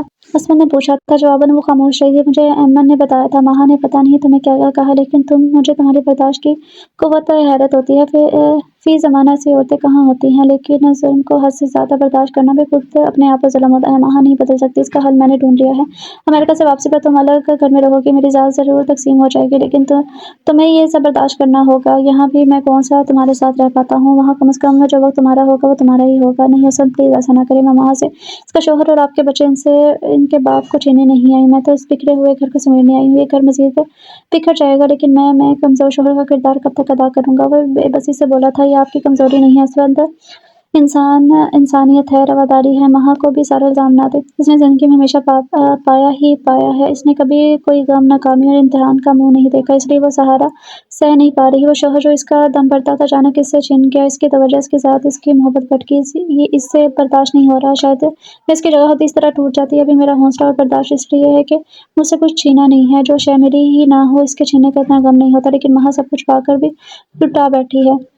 آپ کیوں نہیں یہ سمجھتے؟ اسفند حیرت اور بے یقینی سے اس کی باتیں سن رہا تھا۔ اس کے خاموش ہونے پر چونکا۔ سب کچھ صحیح ہے، مگر اب مجھے کچھ جلدی فیصلہ کرنے ہیں۔ ہماری سیٹیں کنفرم ہوگی، ہم دونوں پرسوں جا رہے ہیں، بچے تمہارے پاس ہی رہیں گے، ہم جلدی لوٹیں گے۔ نتیجہ جو بھی ہو، میں تمہیں کبھی نہیں چھوڑ سکتا، چاہے ماں مجھے اس کے لیے کتنا بھی مجبور کر دے۔ حالات کچھ بھی ہو جائے نازش، میرا یقین رکھنا۔ اس نے نرمی سے نازش کو خود میں سمیٹ لیا تھا۔ پہلی بار اس نے خود سپردگی کے عالم میں اسفند کے سینے میں منہ چھپا لیا تھا۔ کتنا سکون اور اطمینان اور طمانینت کی سی کیفیت تھی یہاں، تحفظ اور چھاؤں کا سا سایہ، اور وہ کب سے اور کتنی محروم تھی۔ تم رو رہی ہو نا؟ نازش اسفند کو اپنے کندھے کے قریب آنسوں کی گرمی محسوس ہوئی تھی۔ جواباً وہ اسی خاموشی سے روتی رہی تھی۔ اسفند نے بھی اسے چپ نہیں کروایا تھا، بلکہ اپنی ٹھوڑی اس کے بالوں میں چھپائے اس کے چپ ہونے کا انتظار کرتا رہا۔ اسے معلوم تھا اس کے اندر گھٹن ہے جسے بارش سے پہلے والے حبس، اور پھر جب وہ خوب دل بھر کے رو چکی تھی تو اس نے نازش کا چہرہ اوپر کی اور اٹھایا تھا۔ اس کا چہرہ سرخ ہو رہا تھا اور آنکھیں چند لمحے تک ان میں جھانکتا رہا۔ حسین آنکھیں والوں کو رونا نہیں چاہیے، ورنہ وہ مزید قاتل ہو جاتی ہیں۔ ماحول کو ہلکا پھلکا اور خوشگوار کرنے کے لیے وہ شگفتہ لہجے میں بولا تو نازش جھپ سی گئی تھی، اس کے نزدیک سے ہٹنے لگی، لیکن اسفند نے اسے دور نہیں ہونے دیا تھا۔ بڑی مشکل سے تو یہ سماعتیں آئی ہیں۔ نازش، خدا کے لیے انہیں اپنے اصول اور بندشوں کی نظر مت کرو، تمہاری قربت مجھے سکون دیتی ہے، ایک سرور سا احساس ہے۔ میں چاہتا ہوں ہمارا یہ تعلق مضبوط ہو جائے۔ ہمارا تعلق مضبوط ہی ہے اسفند۔ نازش کی آواز میں مضبوطی تھی اور اس کے لہجے کی پختگی اسفند کے دل میں اطمینان بن کر اتری تھی۔ تم ایک کمزور مرد کے ساتھ خوش رہو گی جو تمہیں تمہارے اصل حقوق تک نہیں دے سکتا۔ میں نے آپ کو بتایا ہے نا اسفند کہ یہ آپ کی کمزوری نہیں ہے۔ کوئی اور مرد ہوتا تو شاید وہ اپنی مضبوط بیوی کے ساتھ گزاری ہوئی رفاقتیں بھلا کر دوسری بیوی کی جانب بھاگا آتا، لیکن آپ نے ایسا نہیں کیا۔ آپ کی اسی ادا نے مجھے آپ کا اسیر بنا دیا۔ اس سکھ میں تو سب ساتھ دیتے ہیں۔ दुख में निभाना तो बात है। असलम दुनिया की सबसे अनोखी बीवी को देखता रहा, जो वाकई बहुत अजीब थी। दोनों इस वक्त होंगे जब दरवाजे पर दस्तक हुई थी। नाजिश ने भरकर दरवाज़ा खोला। सिस्टर परवीन थी। मैडम, आप दोनों को बुला रही हैं। दोनों को नाजिश हैरान रह गई थी। इतने अरसे में ये पहली मर्तबा था कि माँ ने इसे खुद बुलाया था। माँ ठीक तो है ना? इसने तशवीश से पूछा था। जी, ज़रा गुस्से और नाराज़ लग रही हैं। उसने संजीदगी से कहने लगी, जैसा कि अमूमन होती हैं, कोई नई बात नहीं है। पीछे से असफर ने कहा, आप चलें, हम आते हैं। सिस्टर परवीन के जाते ही वो नाजिश की जानिब पलटा। हो सकता है हमेशा की तरह माँ का रवैया नामुनासिब हो। पता नहीं वो क्या कहना चाहती है। कोई बात नहीं, आप परेशान ना हो। चले, पता नहीं क्या बात है। वो दोनों माँ के पास चले गए थे। वो हमेशा की तरह गजबनाक मूड में थी। दोनों को हमराते देख कर इसमें मुझे मज़ीद शिद्दत आ गई थी। असफर आश्वासरा हो जाना चाहिए, यहाँ तो ये या मैं। माँ प्लीज़ इस झगड़े को ख़त्म करो। मैं इस मसले को अब डिस्कस नहीं करना चाहता। पहली बार असफर ने सख्ती और नाराज़गी से जवाब दिया था। नाजिश के सामने इसका ये लहजा माँ को मज़ीद तपा गया था। लेकिन इसका फैसला भी होना चाहिए। मेरे सर पर तलवार हमेशा लटकी नहीं रहनी चाहिए। मैंने डॉक्टर से खुद बात की है। वो कहते हैं मैं ठीक हो जाऊँगी। फिर क्यों तुमने इसे ताल्लुक़ बांध रखा है? ये तुमसे किसने कहा कि ताल्लुक़ तुम्हारी सेहतमंदी या मजदूरी का पाबंद है? असफर के सवाल ने लम्हा भर को माँ को कम कर दिया था, लेकिन अगले ही लम्हे वो संभल गई थी। फिर अब तक तुमने इसे कबूल क्यों नहीं किया?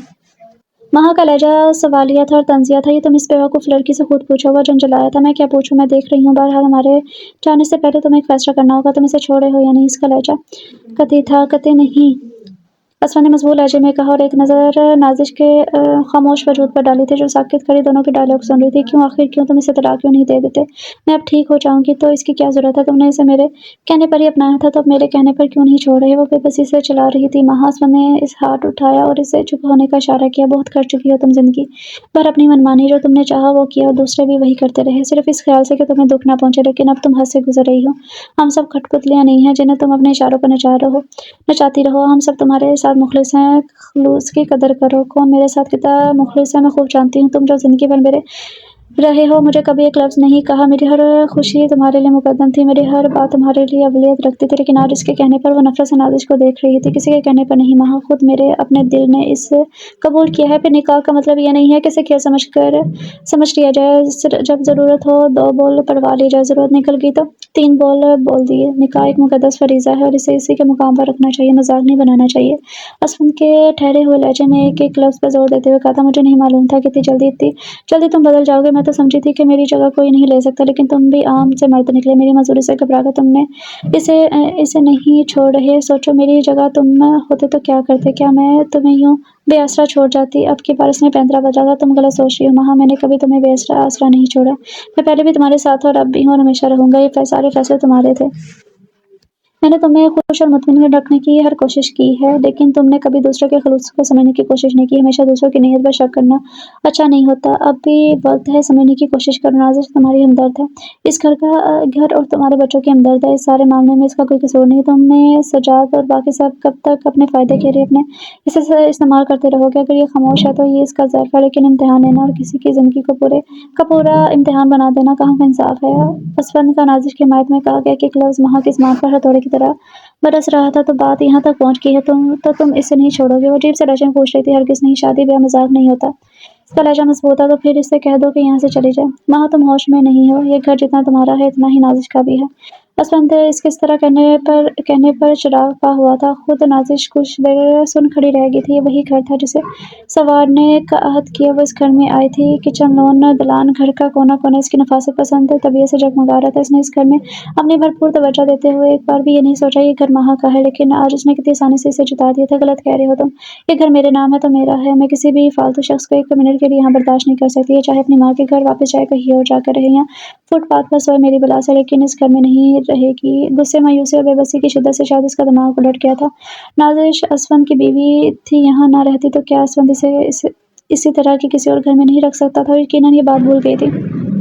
नाजिश मेरी बीवी है। जो हुकूक तुम्हें हासिल हैं वही इसके पास भी हैं। मैं तो पहले भी इसे दूसरे घर में रखना चाहता था, लेकिन ये तुम सबको इस घर में छोड़कर नहीं जाना चाहती थी।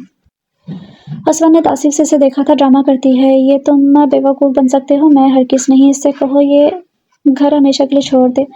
نہیں تو میں نوکروں کو بلوا کے دھکے دے کے یہاں سے نکلوا دوں گی. گھر میرا ہے, یہاں میری راجدھانی چلے گی, کوئی دوسرا اس میں دخل نہیں دے سکتا. میں معذور صحیح لیکن زندہ ہوں, ابھی مری نہیں ہوں.